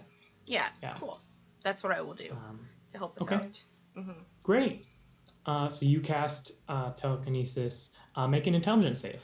Yeah, for sure. I'm good at these. Great. My intelligence saves is a +10, so that is a 27. Great. So for the first 6 seconds, Anja successfully guides the party into the tunnel. Mm-hmm. So we'll just shorthand this. Mm-hmm. This is gonna take a minute. Okay. So that's 9 more intelligence saves. Okay. If anyone wants to inspire me, that'd be nice, just in case. Listen here, you little bitch. Okay. Yes. She, inspired by our illithid architecture and culture around us, she is going to sing for you a Gith, not a Gith, an illithid song. Aw, Thanks. thanks. Has taught over the years. Is it an 8 or a 6 or a... It is a D8 now. An 8 now. Mm-hmm. Perfect. Okay, I'll use that if I need it. And so I'm going to make how many more intelligence saves? 9. 9? Alright, so here's I'll 1. give you a second inspiration as well. Okay. Cool. So a 21. Great. Okay, for the second one. Third one, a 25. Sixth one, a 20, 10 plus 10, 20, dirty. I'm going to use my inspiration on this one. That is a +8, so that is another dirty 20. I rolled a 2 on that one, so it's like I'm gonna use that. How many was that? 5? I think we're at 6. We're at so 6. 4 more. Okay, so Here is a 23. A 29. Another 29. And that didn't roll. That was in between. And then a 26 on the last one. Okay. Listen, just- that's plus 10. Yeah. Yeah. It was not a guarantee, that's No. for sure. But focusing on the Airbender task this shit. ahead, being constantly like for Throck, it was just like an instant, but you are like being actively basically attacked by psionic forces trying to get you to forget why you're here. Like you already don't quite understand why you're here, but there's no compulsion to it yet, and so you will, through sheer force of will, essentially are exit with the group out of the tunnel. This part of the tunnel, I should say. Now, is your intention to keep telekinesis up? Because then we got 9 minutes more of intelligence saves to make. You know what? Like, yes, because that is a high level spell slot, and Anja would continue to try and keep it up until the next, because we might need it for the next leg of the trip, kind of thing. Okay, so let's take this 1 minute at a time. Okay. That's 10 saves. So I'm just gonna say it outright. You need to roll an 8 or better. Gotcha. Because it's a DC 18. Yeah, and I'm gonna even make this better for you. I'm gonna roll 5 d20s at once. Yeah. Just so yeah. All right, so here's the first 5 for this minute. Okay, an 8 or better. Yep. All of them made. So great. The lowest was an 8, and then for the second one, I haven't done this before. All right, so did I still have an inspiration? You said I had 2. Bliss. Bliss, did you want to re-inspire Andra, or are you saying is this the third time or is this the second one? I didn't use the second one yet, and I was just double checking. I still had a second one. Oh, second. Oh, yeah. Okay, I'll give you a second one. Yeah. Okay. Okay, cool. So you have a second one. Yeah, and now at that point they all make it. Okay. Yeah. So after 1 minute of travel, you don't see anything new. So another minute. Yeah. Can I, before we're doing I would also like to, maybe probably not at as we're traveling for a minute, have everyone tell me what's going on around us. Is there anything I need telekinesis for? This is fucking hard. Yeah. Maybe you should drop it. I mean, because I don't think we're walking through the gas anymore. Yeah, you know what? I could probably just take a nap, and it'll come back. So she's gonna drop it. She'll drop it for the sake of the game. All right. Yeah. So you drop it and reconcentrate on what you're doing. All right. Okay. So you continue along, and then I'm guessing it's going to be another investigation check from you. Okay. Yep. I'm investigating at advantage from the perception, right? From the help. Cool. That is a dirty 20, 11 plus 9. Great. This one's just not nearly as complicated as the other ones. There's just a straight up pit. There's a straight up pit 40 feet to the other side, completely dark down, so you're not exactly sure how deep it goes, but it's just a full pit. Just a full pit. But I will say that because you have true sight, yay, that the first 10 that it looks like to everyone else this is a 30-foot pit because the next 10 feet are illusory. Okay, so it's a 20-foot pit. So no, it's a 40-foot pit that looks like a 30-foot pit. So if you jumped across the 30-foot pit, you'd fall still. Okay. Yeah. I'm having a hard time actually conjuring that in my imagination. I'm really sorry. So this is the pit, right? But this part, the very end of it is illusion to make it look like it's 30 when it's actually 40. Exactly. Gotcha. Okay. I will let everyone know that. Arnilth is just the worst. Yep, it's that.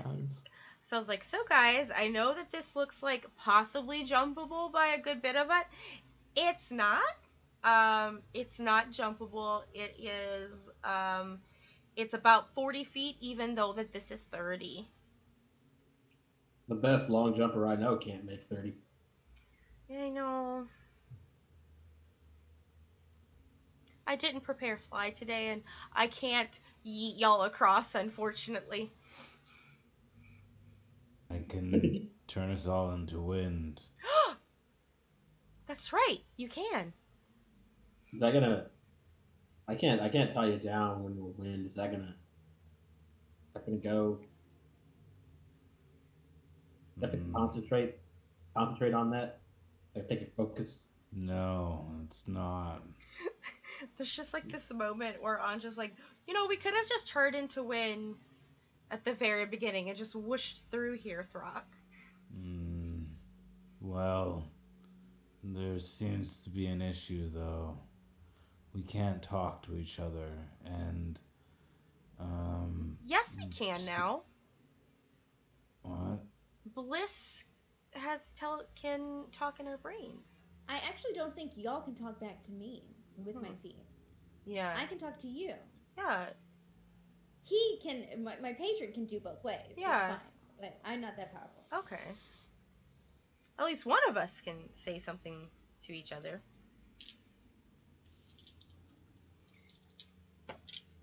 And I do so love to talk, she says telepathically.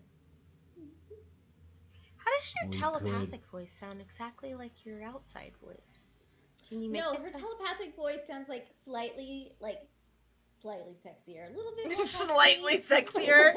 Like there's a moment you see so Anja. It's had like the audio editing done. Exactly. You see Anja's just like slightly like pull her collar away it's from. Like the binaural ear, the ASMR videos. Yeah. Yes. It's right up in there. Okay. You can feel that shit breathing down your eardrums. Oh wow. You're just like, oh, I don't know if I like that actually. Anyway, continue, Throck. Sorry, we got on a tangent with that one. I'm learning how to get to fucking ASMR shit. I'm just gonna whisper every time that she's speaking telepathy. It's just gonna be all whispers. Please, someone sedate me, please. So Throck is just. So he's gonna say. I'm an enabler. If you haven't figured that out, then I'm sorry. You are. Well, we could get past something, then turn back into regular, and then when we think it's safe, we can turn into wind and then go past the thing and continue doing that. It just might take a little bit. It's probably not. It can't be much lower than randomly getting hit by effects or figuring out how to get everybody across this huge pit. Frankly, I'm uncomfortable burning everything to bits, so. This is kind of her best When friend's. you've spent enough time with mind flayers, they tend to start looking more like family and, just... I think you would actually be really annoyed at the ones that we met, but...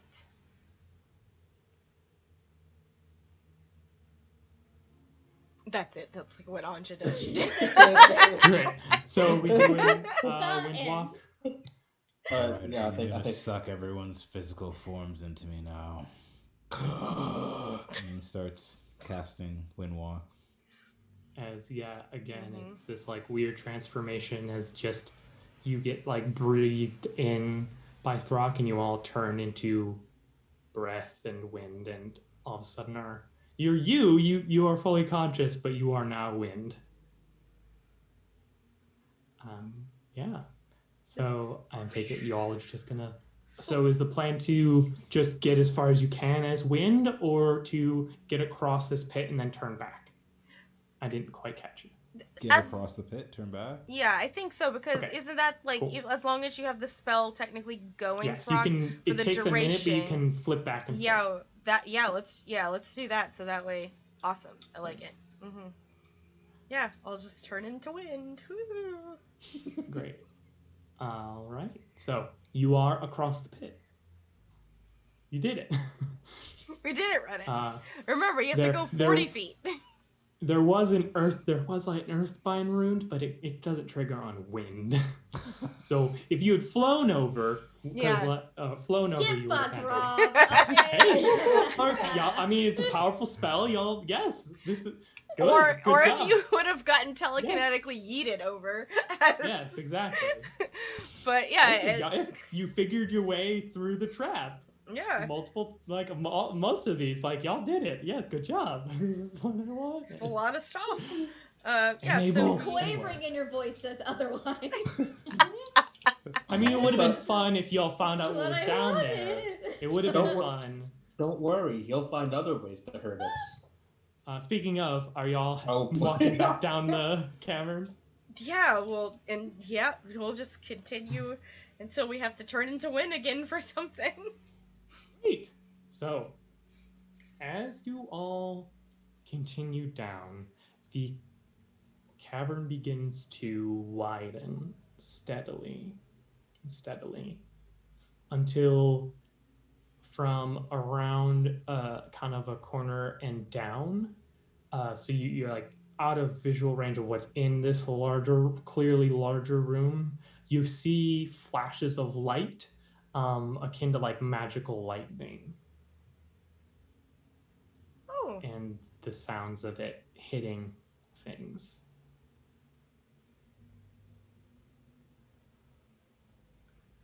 What do y'all want to do?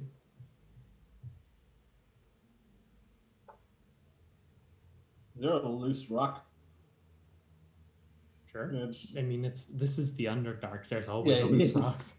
Yeah, I'm just gonna gently lob it, kind of like around that corner and into the. Uh-huh. mhm. Yeah, you, Yeah, just you gently. throw it and you hear it hit the ground.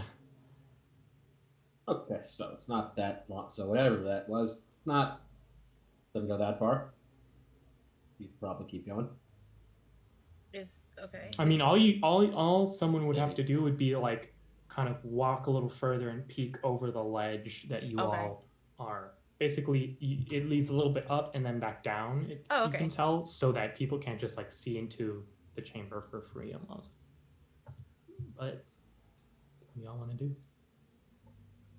Walk to the ledge to see. Okay, is everyone gonna do that or just one Oh person? yeah. I'm gonna peek over the what- ledge. What Yeah. should we turn to wind before that? And does wind see over? Wind sees. Wind isn't blind. Yes, you're you. You're still Okay. you. Yeah, we'll take the minute to turn into wind before we peek over the ledge, for safety's sake. Sure. At least that's what All Anja's right. gonna do. Okay. So as wind, you see a chamber. Mm-hmm. There are a couple pillars supporting a cracked and ruined stone tiled floor. Not Githyanki, but Illithid runes all across the chamber. You can see three large, strange Illithid devices. These small spires with this intricate metallic bronze orb and runes surrounding the entire thing that crackle with lightning, striking pillars and striking sometimes a large inscribed rune at the very bottom and middle of this chamber, upon which you can see coiled a large serpent-ish figure made entirely of bone, but its face looks more like that giant worm that you all saw Mm-hmm. in the Underdark before. It is something related to the Illithid in some way. You also notice that there is a fourth of these pillars that has been collapsed by and crushed by a collapsed pillar that was probably surrounding this room. In the very back of the chamber, you can see a massive vault-like door with a number of different magical and runic defenses surrounding it. And I will now share the map with you all on Roll20 Yay! as you see this chamber before you.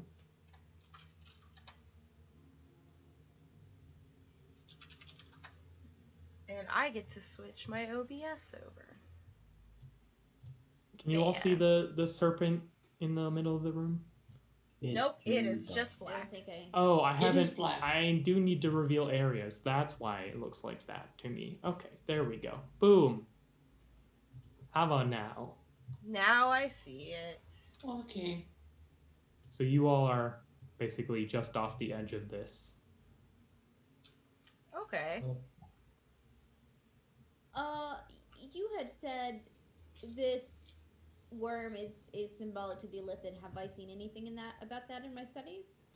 Yeah. Roll me a history check and to see exactly how much you know about these. Sure.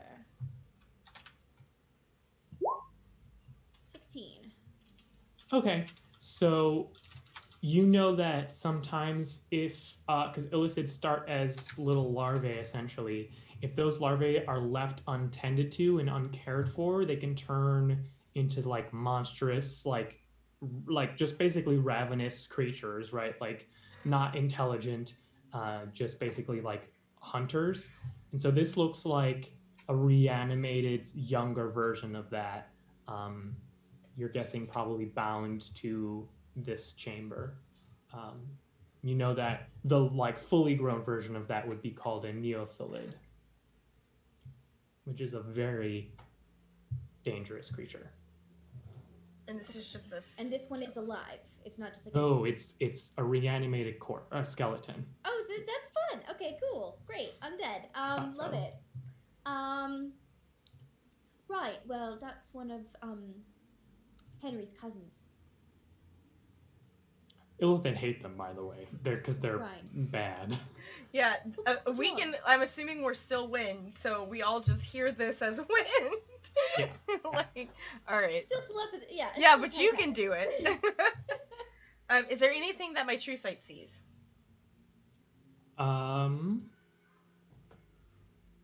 Yes. Mm-hmm. So you see It's a terrifying noise on roll 20. Jesus. I know. Thanks. Inside each of these three structures, Uh-huh. you can see awaiting. So there are these slightly corpulent. They look like they're probably were at one point a humanoid or a human figure. However, you can see grafted onto them carapace like insectoid carapace like grafts. Mhm. You see like some of them, their hands are now like large rending claws. Their faces are warped, and you see strange amalgams of like grafted equipment and humanoids Okay.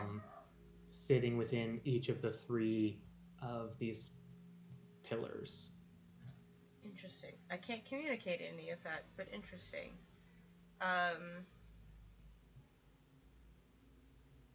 This looks like a fight, y'all.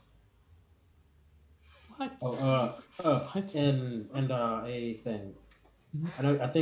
I believe you mentioned that the lightning was striking out like in basically every direction. Does it strike out like at about the distance on the map? So I will say that the two devices nearby pillars seem to not be striking out as far and seem to localize near either the pillar or that large central disk.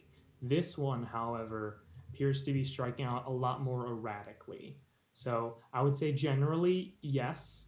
But the closer you are to one of these pillars or the central disk, the higher likelihood you might have to be struck by lightning. It would appear. I see. These pillars and the central disk seem to be kind of grounding agents to a degree. Okay. So have fun. Yeah, fun. I have an idea. It is an idea that is incredible. It's definitely smart and great. I am going to, as wind, I'm going to do it. Okay, I can't do it as wind, but I'm gonna try to float around this scary pillar being hit by the lightning and try to get over here. Okay, so you want to get to the collapsed one? Yes. Okay. I will say I'll just make a quick roll. Yeah. As you kind of drift, I'm gonna guess not on the side that's getting you kind of drift around the pillar here. Right. Yeah, you are now floating above this kind of collapsed, ruined fourth section of this device or thing. Okay, then I'm gonna float back a bit so I've got like clear space to stand not on top of it, and I'm going to start reforming because this is I've got my idea and I think it's gonna work. Okay. And I cannot communicate. Great. Can you give me a stealth check with advantage as you do? All right, all right. As Hong Huzi seemingly goes over and into the place, Throck is going to start coming out of it, Swamp? just like over the edge. Yeah. So basically, y'all are on the edge of the map. This is the like first point where you can actually see into the room because again, it's got that intentional ledge, almost if they designed this place like that. Okay, great. So Honguzzi seems unnoticed. Anyone else seeing one of your companions go and like start to like shift? Would anyone else want to shift out or not? So far, it will be having just Honguzzi and Throck in a minute. Yeah, so just kind of real quick, so I'm just kind of getting my bearings. I see these things inside these arcs. Can I tell if there's a way, like the way that Hung Huzi, a way to go around him and avoid getting electrocuted somewhere back here?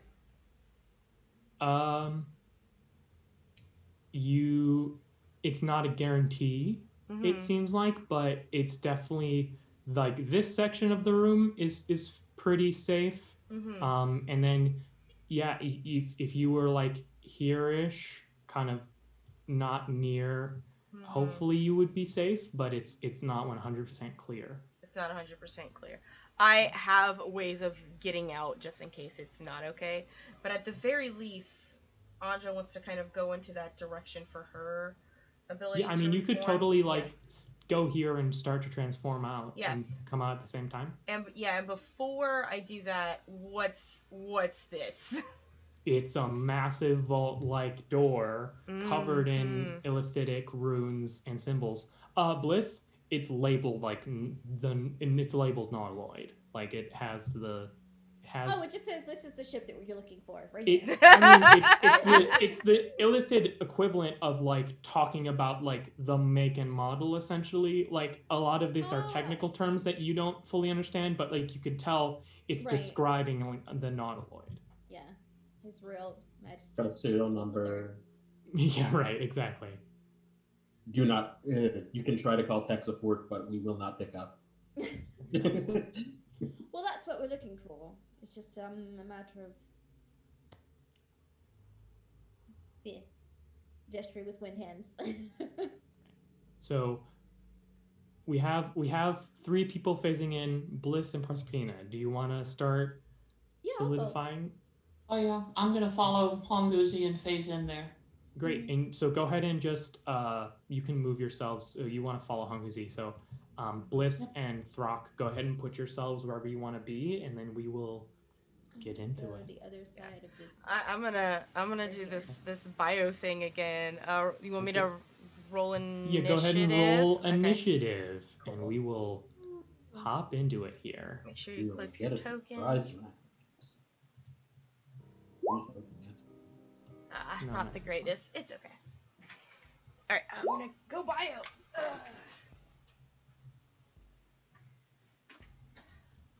Crack rum, nailing it. All right. Thank Digging you. it. All right, so.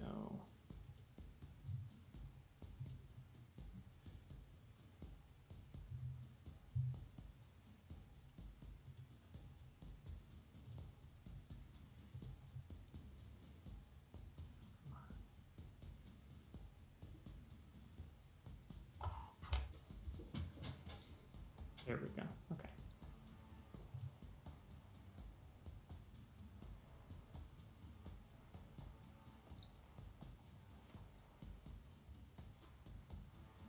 Great. Do we have everyone Bliss on? Just get Throck in here. Is that a good spot for you then? Yeah, that's good. Cool. Great. All right then. So Bliss will be the first person to phase in. What are you doing? I have no fucking idea. Is this thing like out and like? Does it seize? Is it coming? The Naga?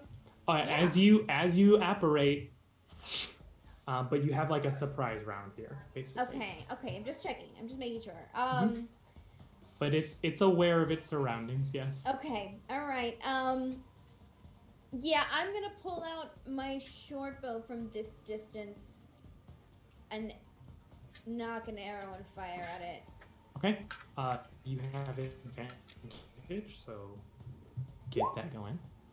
That's in. Cool. Those are Great those start. Bliss attack rolls, unfortunately. A great start. So that will be a miss, unfortunately, on the first one, great as time. just the sheer, strangeness of the room, maybe, and this stress of the Yes, situation. never use my bow. But you still have your bonus action if you want to do anything with that. I know a lot about illithids. I know a lot about illithid worms. I am gonna use, I don't know, some trick Henry taught me about distracting them to help the next person on the board. I believe Great. that. So Proserpina. Proserpina, yeah. Great. Okay. As you bonus action, help action with your Yeah. mastermind ability. Amazing. Speaking of Proserpina. Okay. All right, so we see the little bone skelly guy. So only currently Anja can see the people inside the devices. Now y'all, the rest of y'all don't know they're there. You all only know about I the haven't snake come right out now. yet. Yeah. Because Is this like concealing their true form? Because I do have Witchfinder for seeing the So true form of creatures concealed by illusion or an illusion or other magic. Okay, yeah. I'll say Hanguzi also is aware then, yes.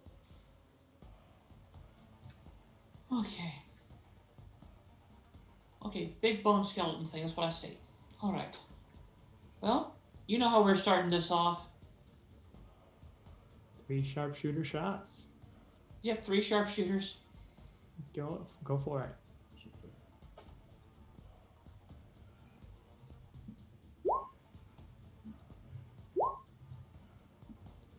Okay, so 2 of those will hit, and there's nothing to redirect one of those 2, unfortunately, for Proserpina's point of view. So that will be a total of 34 points of piercing damage. Very nice. Anything else? Let me see. How much rubble is in front of me? I mean, so it's a decent amount. You don't think it would? You couldn't like clear it all away in one turn, but That's kind of the point. you could do it by hand, is what I will say. I'm not doing that. Sure. I'm just trying to plan. I look at Hanguzi. Stay close to me. I've got an idea. Great. If At it's least for about, one round. All right. Just trust me. Hanguzi, it's your go. he's gonna kind of look at her like a little bit of worry as he like twists the ring on his finger to cast Mover and reform the pillar.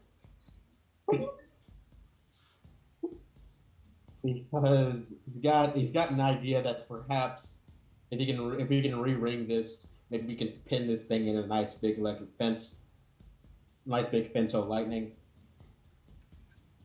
So yeah, casting Move Earth through the ring I stole a shockingly recent time ago, relatively speaking.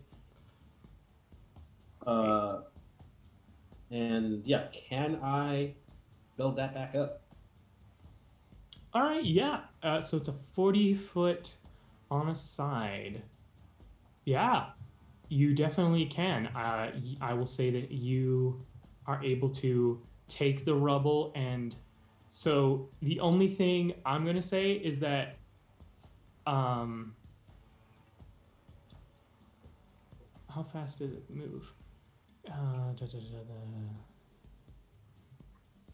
Okay, so it takes 10 minutes for those changes to complete. I will say in the aspect of combat, go ahead and roll me a what's your best mental stat? What do you use for spell like abilities? I think it would be intelligence. Great. So Intelligence. make me an intelligence check here. Right, Trent. At him. Okay, so I will say that in 3 rounds the pillar will reform because it's a slower process. Okay, Great. so yeah, I'll do that, and I do have a bonus action, so I'll also go ahead and just ignite this sword because probably won't hurt. Great. Awesome. All right, so that's that. We're gonna put this up here. Throck, what are you up to? So has any of the lightning come close to the Naga? It doesn't seem to strike the Naga at all, just the platform it's sitting on. And is the platform itself, is that like kind of, it has electric kind of surges like? Oh yeah, you it? see it's like powering the platform, it appears to be. Okay. I would like to cast Maelstrom. Okay. On the center.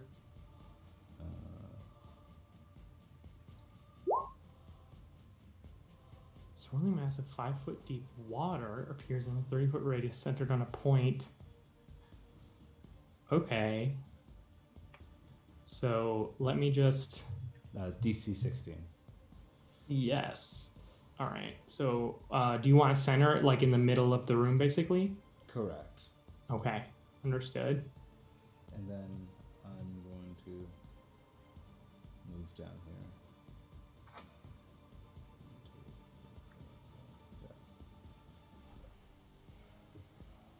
So that's your maelstrom here. Yeah, that's my Maelstrom. All right, great. So that's a DC 16 strength save. Mm-hmm. Rolls a natural 20.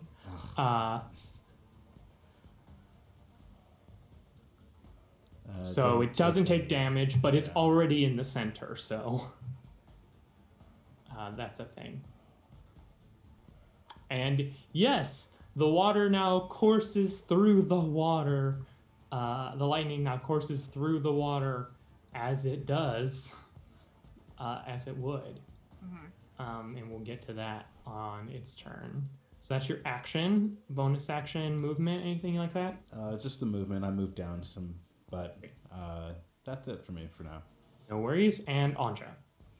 Alrighty. Okay. I'm going to go ahead and first use my bonus action to Blade Sing. Perfect. And so we can tell that this is powering this thing right here. Yeah, the lightning is powering the central device. So, and this one is down.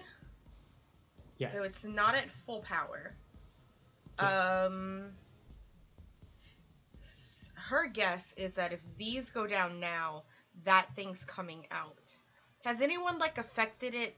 Because I might have been gone for a second. Has anyone affected it? Nothing's been done to the other pillars so far. Not necessarily the pillars, the Illithid bone daddy inside. Oh yeah, the people have damaged it and stuff. It seems to be taking damage like a creature does. Perfect. Then I'm going to, a diagonal, you kind of see Anja cast this spell. And essentially what you see is from her hand, at first it looks like a small mage hand coming out, and then it gets bigger and bigger and bigger as it keeps going, and she's gonna cast Arcane Hand to be 60 feet above this bone knot, this creature. And that is my action. That is my action. It has an and then AC, as part of the casting spell, you can have it do something. I already used my bonus action. Well, so yes, I Oh. know, but Oh. when you cast a spell, it can do something, and then on subsequent turns, as a bonus action, Okay. you can direct it. Okay. Because I was kind of reading it to where since I already used. Oh, well then with that, it's gonna come like when it gets to that 60 feet. Like I cast it to be in its space, and then it's going to do its fist. It's gonna clinch, and it's going to punch it. Hey, Like, great. So just- make your attack with advantage because it's Nice. a surprise round, and Nice. or it wouldn't have a, but yes, still. Okay, with advantage, that's an 18. That hits. Roll damage. Okay. And I believe it's 4d8 force damage. Force damage. Yeah. Yes. Yay, Bixby's hand! Oh, baller. 14, 15, 16, 17, 18, 19, 22, 1, 2, 2, 23 force damage. Just 23 force damage. just All right. pummels into this thing. As bits of like rib cage that this thing is almost entirely made of go flying away from it. And now we're in the real initiative order here. No more Yep. fun surprise rounds. So as this creature surrounded by water and electricity kind of like looks around at all of you. And a big hand. Yeah, and a very big hand. Yeah, Does I it have think... to make the Maelstrom save again? Say again? Does it have to make the Maelstrom save again because its turn started? Yes, it does actually. Or wait, it's when any creature that starts its turn there. Okay, so I made it Oh, okay, yeah, that ahead was of the save you time, made. so Yeah, that was this turn's save, but yes, now subsequent turns. So I think that it's going to see the wizard, and given the arcane nature of what you just did, I'm going to want a wisdom save from Anja. Okay.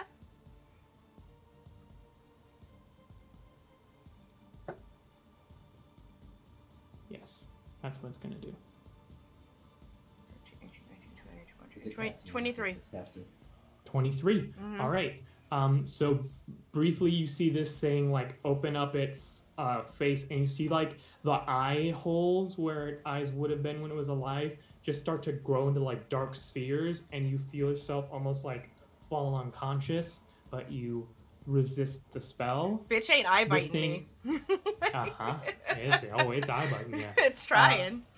You see it is struck by lightning, but it seems unaffected. Gotcha. Who would have thought? Unfortunately for you all.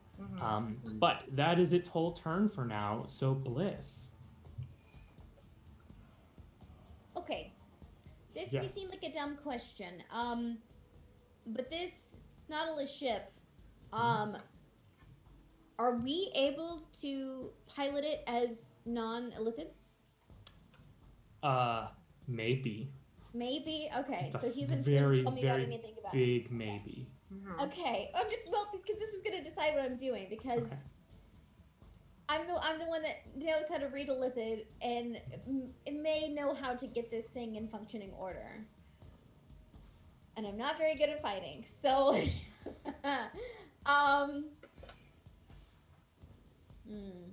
Has nobody's been hit bad. I don't think. Now y'all had a surprise round, so we haven't. This isn't we haven't even like been hit combat yet. Yeah, I'm thinking. Sure. You know what? I'm gonna point out across the way to how far are we? Oh, that's not far enough. Is that no? That's not one of our guys.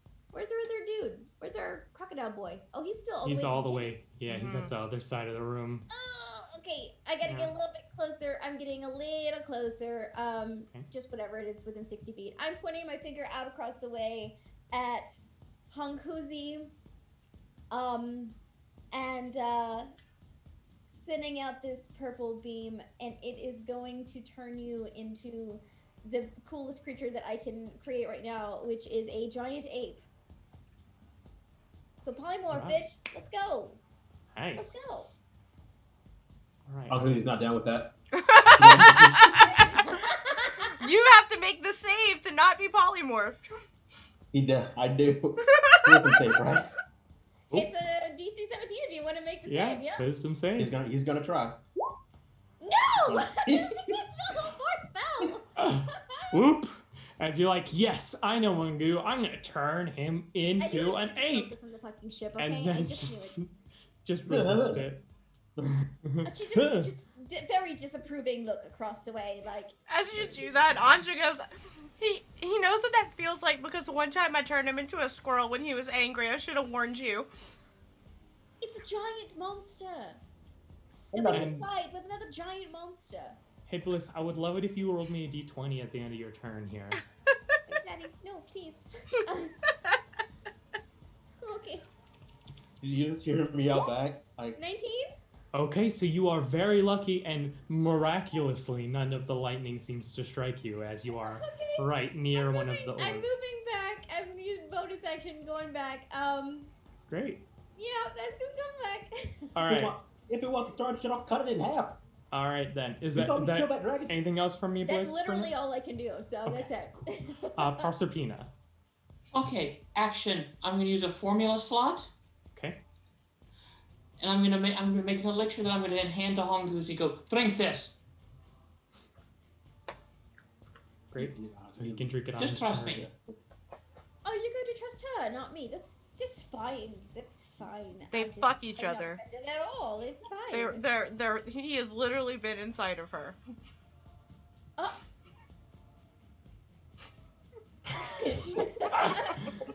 I'm just imagining that Anya just actually said that. Oh yeah, it's totally in character. By the way, it is an energizing elixir, so it will give you 3d8 Oh, temporary. I hit bet points. it is. I bet it is energizing. Lord. No, Amazing. the other one I save in my bag for the nights. And then And the mornings. Proserpina, what's your action? Well, that is an action. I thought you said, isn't it a bonus action or? It's a bonus action to give it. I had to make it. Oh, gotcha. Mhm. So that's your go. Is that it for you then? That is it for me. Okay, just give me a d20. Very low odds of getting hit by lightning. You're good. Honghuzi. Would it be chug as an action? Bonus action. All right, chug as a bonus. So 3d8 temp hit points. Yep, let me just roll that out. That's good. That's good. And to continue taking down the Mhm. grand and the grand and handy pillar reforming. Yep. And okay. Has this thing? 'Cause it is within 60 feet, so I can definitely see it. Has it been like moving around? It hasn't had a chance to react yet. So you But it don't is- know how conscious it is really. It's okay, standing pretty okay. still, but Okay. So I'll kind of, and I'm gonna like yell out. There's definitely something inside. Here I can see 1 and 2, but not 3 because that's more than 60. And I'll describe them basically using your description. There's inside of the pillars. I don't know if they're awake, but they're there. Yeah, I great. What you gonna do with your turn here? I think I'm going to hold an action to attack and butt forward a little bit. Okay. As you, yes. yeah. Let me know when. Is that good? Yeah. All right. Roll a d20. Yeah. Ooh, unlucky. You did step to the edge of the giant maelstrom of lightning, so you will take 5 points of lightning damage because you're not near a pillar, just near the maelstrom. But yeah, that does require a concentration check, which you can do while. So Throck takes his turn. But if I didn't take any actual hit point damage, would that still? It's still damage. It's not Okay. hit point damage. Yeah. It's just DC 10 con save. So you're good, so. Oh. Never mind. Unfortunate. And pillar drop. all the stone Very just drops sad. back down to the floor. Throck. You are muted, by the way, if you're trying to tell me what you're doing on your turn. Yes, Throck's gonna move over to here, Mhm. and then kind of see that. So it doesn't. Lightning's hitting the thing, and It nothing's seems happening. To immune to lightning. it. Okay, but it seems to. I don't know. I guess maybe be holded by the thing. So. Oh, it's definitely like gonna be taking damage from being in the giant whirlpool, but the lightning is not affecting it. Okay.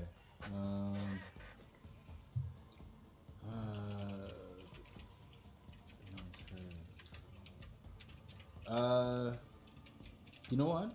I'm going to cast. Oh, dang it.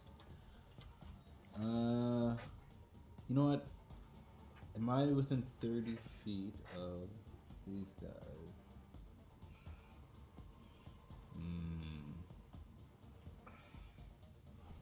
Okay, I'm gonna. You'll laugh use so hard my... if you polymorph someone. I'm just gonna use my action to dash. Okay, no problem. Yeah, get in position. And then at the end of your turn, just roll me a d20 here. Okay.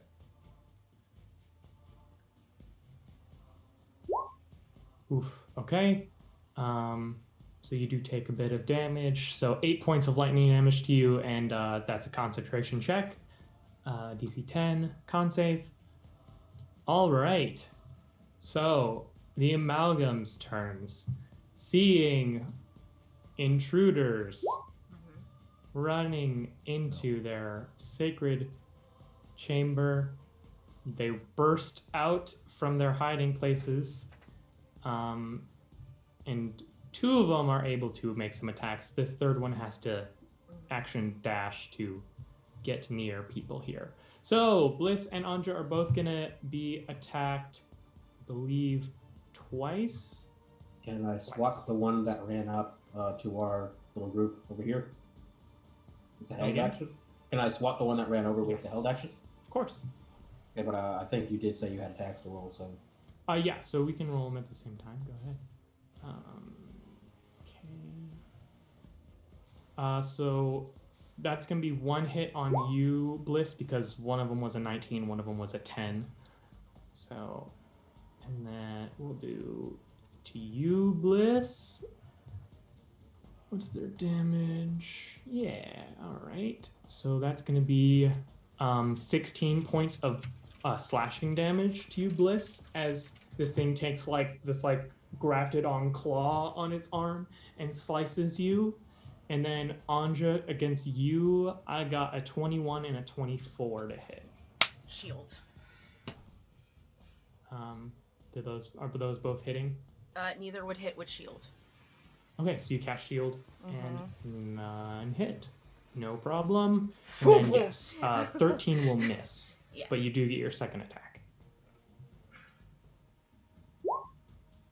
Natural 1 also will miss, unfortunately.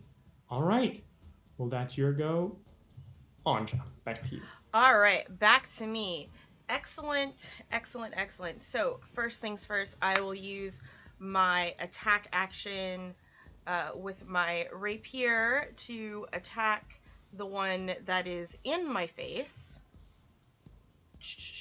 Great. Okay, I can't even see Roll20's rolls right now because gotta see the map. Where's Anja's dice? All right, she's got a +9 to her rapier attack. That's I'm assuming an 18 + 9 hits. Yes. Cool. A d6 + An 18 4. would hit, so. An 18 would hit? Cool. Nice. Yeah. All right, that's a total of 7 magical piercing because I have a +1 rapier. And then with my second attack, I'm attaching a booming blade to it if it hits. And definitely hits, 15 + 7. And so the rapier damage is another 8. And then the booming blade damage, I believe I am at a... D8, and then 2d8 if it moves, I think. Yes, but doesn't it also stack because of my... The melee attack deals an extra 1d8 thunder damage on the attack. The damage target moves increase by 11th. Okay, so I am level 14, right? Mhm. So it's 3d8. Okay. Alright, cool. So 7, 8, 9, 10, 11 thunder damage on that. And as my bonus action, my hand reaches up and it fists that monster once again. Great. So no more advantage, but go right ahead. Yeah, for sure. An 18? 18 hits. Okay. And that's the 4d8 force damage on this guy. Cool. 6, 12, 13, 14, 15, 16, 17 on him. 17. Mm-hmm. All right. 17 points of force damage. Nice. As another arcane fist.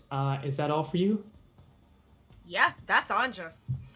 All right. Roll a d20 at the end of your turn, please. Mm-hmm. Not 20. All right. Mm-hmm. Very miraculously. Are these no the lightning damage. concentration checks or just No, like, these are okay. for not getting whether you get hit by lightning or not. Gotcha. Okay. The closer you are Yeah. to things changes the likelihood. Yeah. All right. At the start of the Twisted Naga's turn, it fails. So roll your 66 bludgeoning damage, Thar. Okay. Just dueling out damage, y'all.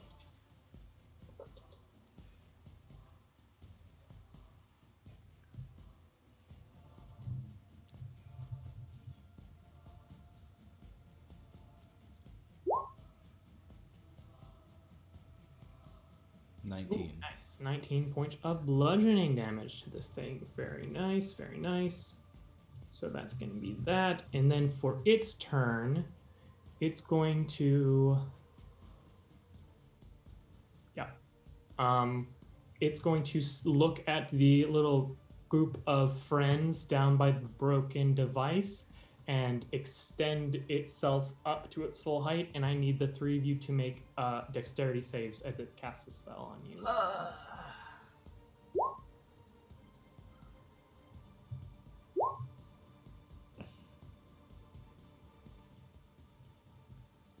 Okay, so Proserpina passed, the other two failed.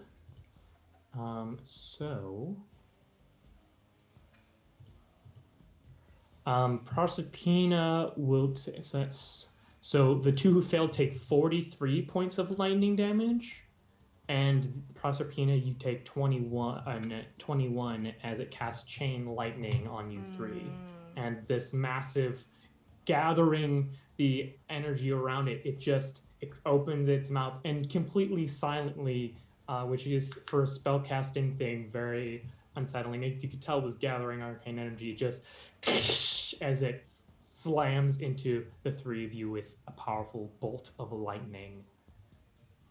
And that's its go. Bliss.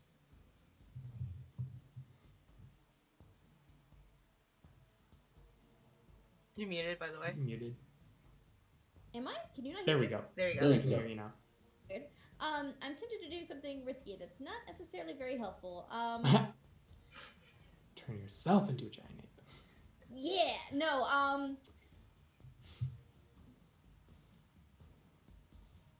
is that a whole action? I bet it is. Yeah, no, okay, this thing is coming up close to her. I am going to shatter on this thing. Hell yeah. Great. So it fails, Sweet. despite having a good con. So whatever level you're casting at, second level is 3d8. So if you get an extra d8 for whatever Yeah. up you cast it at here. All right. So 13 points of thunder damage as you shatter the air in front of it. It seems to stagger back, but kind of then pull itself back up. It's And I'm gonna move back over here. Not even bonus action. I'm gonna move back over with Danja. okay. It's gonna get its attack of opportunity if you do that, unless you I get disengage. Bro. bonus action. I'll disengage it. Oh, Cool. that's Yeah. fine. No worries. I just didn't know what you were I gonna. never You got so many know. bonus action I options. never know what I'm doing with this class, honestly. Oh, Alright, hey, I Bliss. love it. I got And some then- stuff going on. Bliss, just give me one more, another d20 roll to see if you get hit by lightning. 16. 16, you are just barely good. Okay. Okay. He needed higher than a 15 to not get hit by lightning. He's standing right here. I'll take it. I'll take it. Love it. All right, Proserpina. Make sure I'm okay. I'm not muted. Good. Okay, I'm gonna back up just a little bit. Mhm. Okay, that thing's nasty. So we're starting off sharp, sharp, sharp at the bony. Okay, sounds good. The first one that hits, I'm gonna add a bursting arrow to. Love it.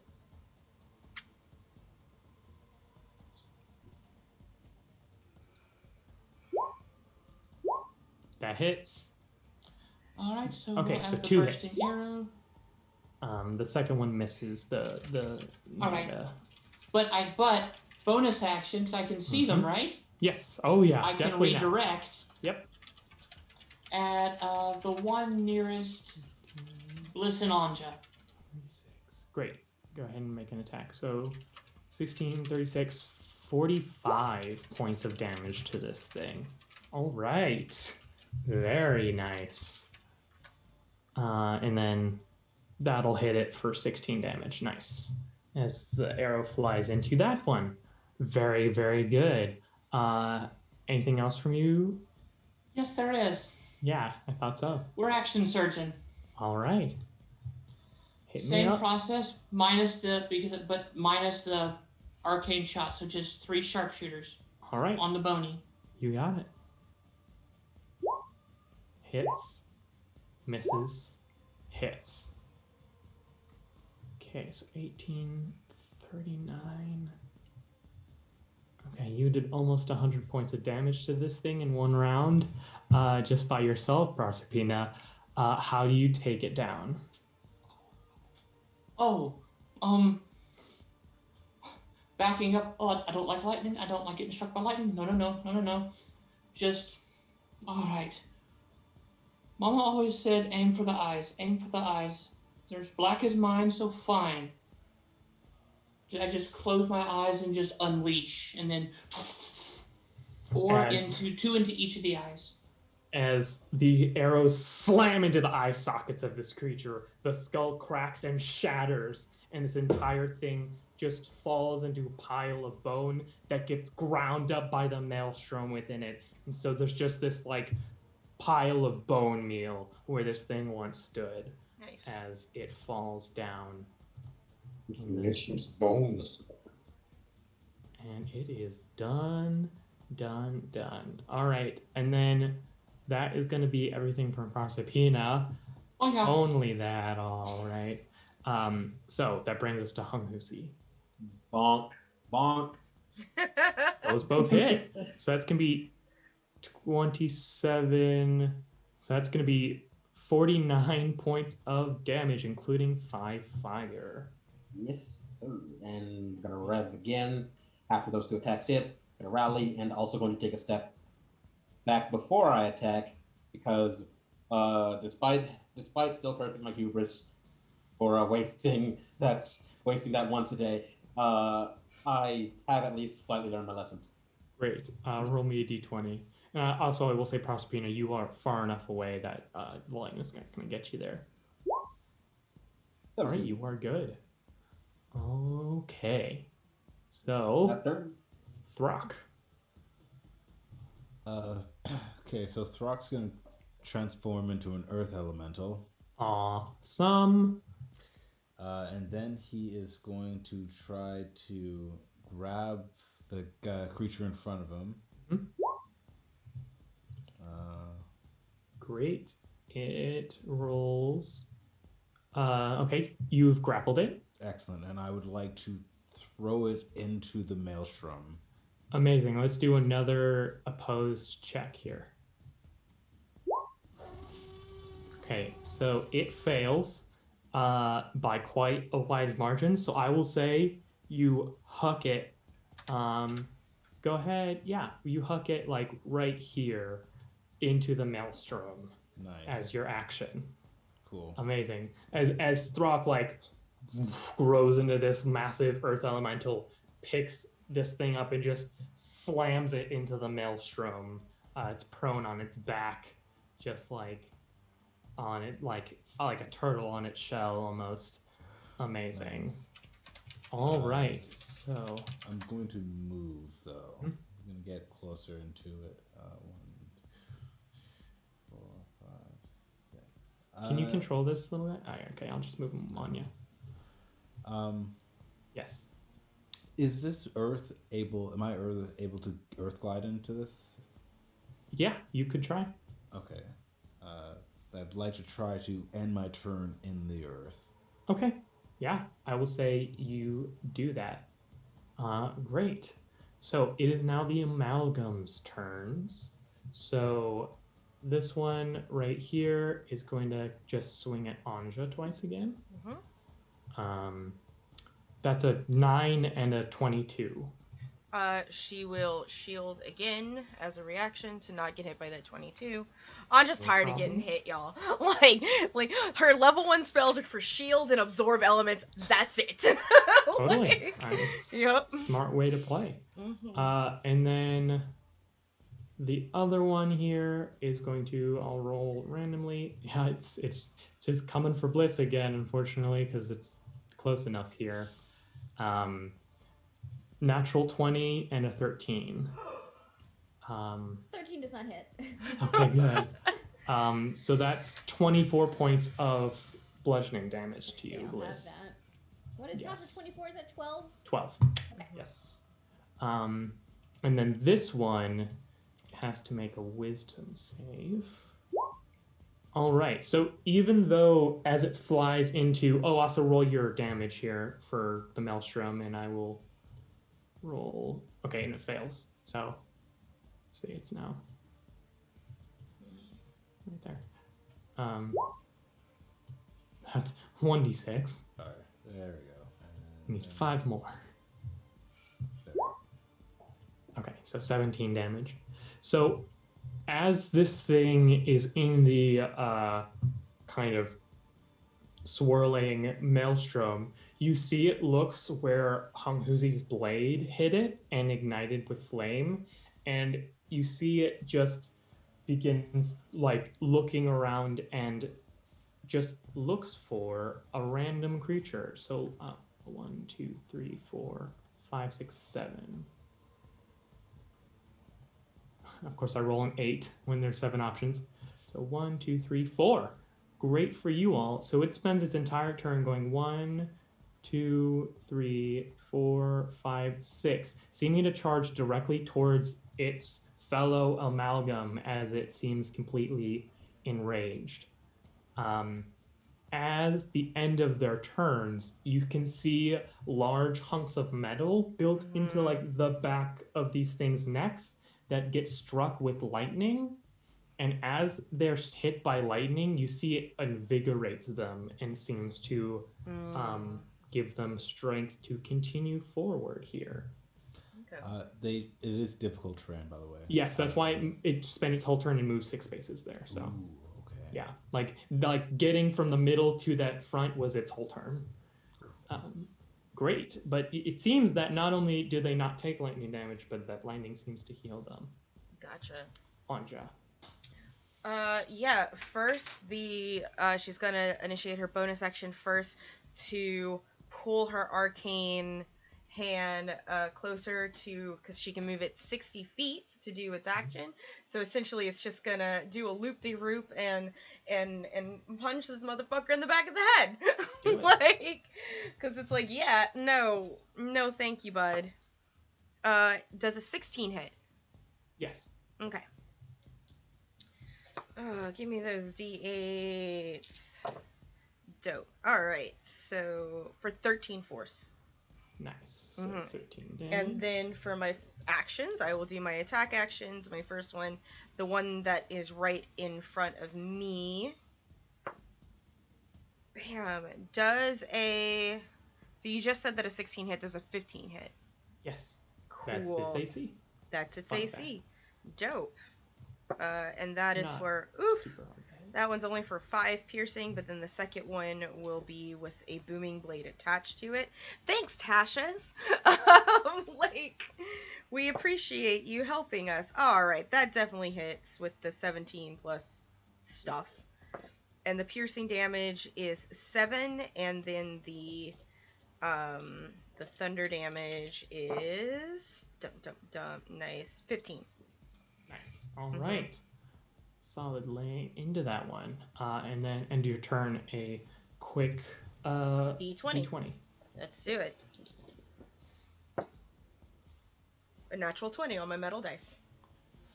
Okay. You are like literally almost right next to one of these things. Remember when Anja was going, I wish the gods would just like be on my side for once. I think something actually listened. Maybe we don't know. And then will be our last turn of the combat here before I cliffhanger us till next episode. Bliss. Right now, Bliss is looking not rough, but unhappy, broken nail, not smudged makeup, not doing too good. And she has nothing. She is going to call out. I think it's the pillars. Let's take care of the pillars. And she's casting Blade Ward on herself to protect against flashy boys. And that is my full action. I'll do a bonus action. I'm going to, I don't know, make up something magic-y. Looking at these pillars, as my bonus help action, I'm just going to send out a cute little prestidigitation and light up a little crack in it or something. I don't know. Yeah, great. Just like a dink. I'm just making it up. I'm making it up. Weird. It's almost like that's what the show is. Great. So yes, you use your bonus action to help. So whoever next attacks, or like this pillar, we'll say, yeah. Yeah, sure. Mm-hmm. Great. The one next to you, I assumed, will have like advantage on what they do to it. And as we see the flash of this prestidigitation, the camera, as like the flash dies down, we realize that just transitioned us to another place. And instead of the flash of this prestidigitation, we instead see a flash of this kind of like reddish light. Like basically, like I imagine this like little firework like display for the prestidigitation, and it flares up and reds out the camera, and then it zooms out to see once again a number of figures with red glowing eyes, weapons in hand, with painted in blood a wilting rose, with weapons staring at a tunnel that does not exist but is there, covered by illusion. And that's where we'll leave this episode of Revenge of the Gith. Thank you all so much for watching. We're gonna get into some outros. I will be away from my keyboard for the start of them, but I'll be back. All right. Thank you everyone for coming and showing up. That was great as always. It's great to have this crew together. This game is fantastic, which if you haven't realized, this month is the 2-year anniversary of this campaign. So I know Rob's not here, but thank you, Rob. As far as the rest of the week on the channel, we're just starting the week. Tomorrow evening, my cute husband, the Slow Pool, GM's The Expanse with Churn and Burn at 6 o'clock PT, Pacific Daylight Saving Time. For Friday, we have someone else's face that's on here that DMs a Lancer game. And on Saturdays, we have Dragon Age with my friend Emma going through. I mean, if you thought this game is horny on main, wait. Like, it is Dragon Age after all. And yeah, otherwise, on Mondays, you can find me over on Weave the Tale, where I play the Great American Witch. And yeah, that's what's going on in this channel. In the opposite order that we did intros, where can we find you lovely faces on the internet, and what are you doing in the next 7 days? Ruby. Yes, if you are looking to find me, you will definitely find me on Twitter at Josta Dyson, and perhaps you just might find me on Twitch at twitch.tv/Shinobi playing some video games. But where you will most definitely see me is this Friday at 1 p.m. Central Daylight Time, GMing Lancer, where our wonderful party of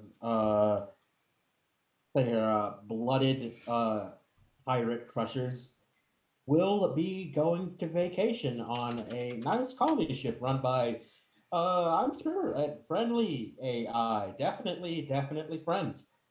And I'm sure if there's nothing that might possibly go wrong there, it's gonna be nice and relaxing. It's gonna be great. Fantastic. I believe that makes Adelaide next. I'm just trying to look at the chat to see. Mm-hmm. Yeah, I'm Adelaide Gardner, or Adelaide on Twitter and everywhere else. You can find me here, obviously. I guess I'm just gonna be here now, potentially. So we'll see. On my own channel, action_fiction, we have the last episode of Drain the Rich, which is a Vampire Masquerade game. Very funny game. So go check that out in 2 weeks' time. That's 8 o'clock Eastern on action_fiction. On next Monday, the day after that, we have Castle Falkenstein, our game of the Falkenstein Fair, which is an Art Saurian campaign. Reverse that. Their game is Castle Falkenstein. Our game is called the Falkenstein Fair. That is hosted by my great friend Chris Gary, who also plays with me on Cyberpunk Red, and that's on Fridays at Wandering Dance Channel at 8:30 EST. And then same day Friday, we have the release of Fate Forge Academy, our beloved podcast, where I play Ariadne, our little astronomer wizard. Adorable. Yeah, that's DM'd by Steven, who Rob knows very well. Love Steven. What else I got? I'm joining fucking oh my god. I'm in too many games, y'all. Woo! I'm joining. He's gonna kill me. He is a friend of mine. Oh my god. Lionhead Gaming's channel on his game that's all demigods and Roman themed, and I'm playing a Gorgon that we will see very soon. Hell yeah. Yeah, super excited about that. Is that it? I don't know. Is it? Is it? I think so. Okay. I need to stop signing myself up for games. I gotta stop. It's too much. I think as that's it. as we're here, like, you're gonna be here next week, right? Yeah. Yeah, no. Oh Lord. I say all that, and I still have 3 private games that I didn't even list because they're not shows. So Perfect. And I thought the 3 games I was DMing offline were a bit much, but it's all right. but you can find me all over the internet as Robin_Shadle. Tomorrow I will be on Gruber McEvil's Twitch channel at 7 p.m. Central-ish, where I will be DMing Scales of Eternity, a 5th edition D&D campaign where I'm having some players go sort of the reverse Spelljammer, where instead of going into space, we're going deep into the ocean to see what's down there. Possibly Naga, possibly Yuan Ti, who don't exist and are only legends and conspiracy theories. But we'll see. There's probably going to be a lot of deadly traps that they don't know about. That I don't know about yet either, because I haven't finished writing it. But beyond that, you will see me all over social media, hyping my debut urban fantasy novel, Liam's Doom, which came out at the beginning of the month. As sales are coming in, I'm getting some good reviews from people who've read it. So things are moving forward with that. So you'll hear me talking about that and probably complaining about the backlog of grading I have to do. Amazing. Hello, everyone. I'm Montana. You can find me at Montana What on Instagram and at Montana What 2 on Twitter. And if I guess I don't know if it's going to be live or not, but I'm going to be hosting a table at the Terminal City Tabletop Convention. And I don't think the tables are full yet. So if you want to get a game run by me, that's at first level. So keep that in mind. Yeah, you can come play. And these are Uh, digital tables. yeah, digital tables, all digital. Yeah, and in April, like the second week of April, I will be starting my own Twitch channel, which I will be hosting my own game. I haven't nailed down the advertisements yet, but you'll be hearing about it soon here. Yeah, you good? Yeah, oh, good. Okay, just making sure I didn't want to interrupt. And hello, I am Rob Bearroy. You can find me as such on Twitch and Twitter. I've actually just started to do my solo streaming a bit more. I had a great stream of the Outer Worlds yesterday. I think I'll probably do some more pretty soon this week. So come check me out there. It's a ton of fun. And of course, you can find me tomorrow night on RF Chaos. Run by the wonderful La Evenstar Ty, who was on this show as a guest, playing in Dreams of Silver and Stone. That's at 8 p.m. CST, where I play my class is Scoundrel. So that should tell you everything you need to know about that character. As well, this coming Monday at 7:30 CST on that same channel, RFKS, I will be running my own game of Aether and Steamworks, a one-shot with the creator, with Nif, who, if you don't know Nif, you really should do yourself a favor and look them up. They're amazing, as well as a bunch of other cool people. And it'll be actually the first time that a lot of Evenstar has ever played his own system. So come check us out then. Nice. And of course, I'm part of the Not Quite Heroes podcast. We're the 5th edition and Quest actual play podcast. Check us out at NQH Podcast for all that good stuff. Dope. All right, and with that, everyone, we're going to say hello to our friends over at Dork Tales, which are playing some Dungeons and Dragons. So let's wave bye. See you later. We think you're cool and stuff.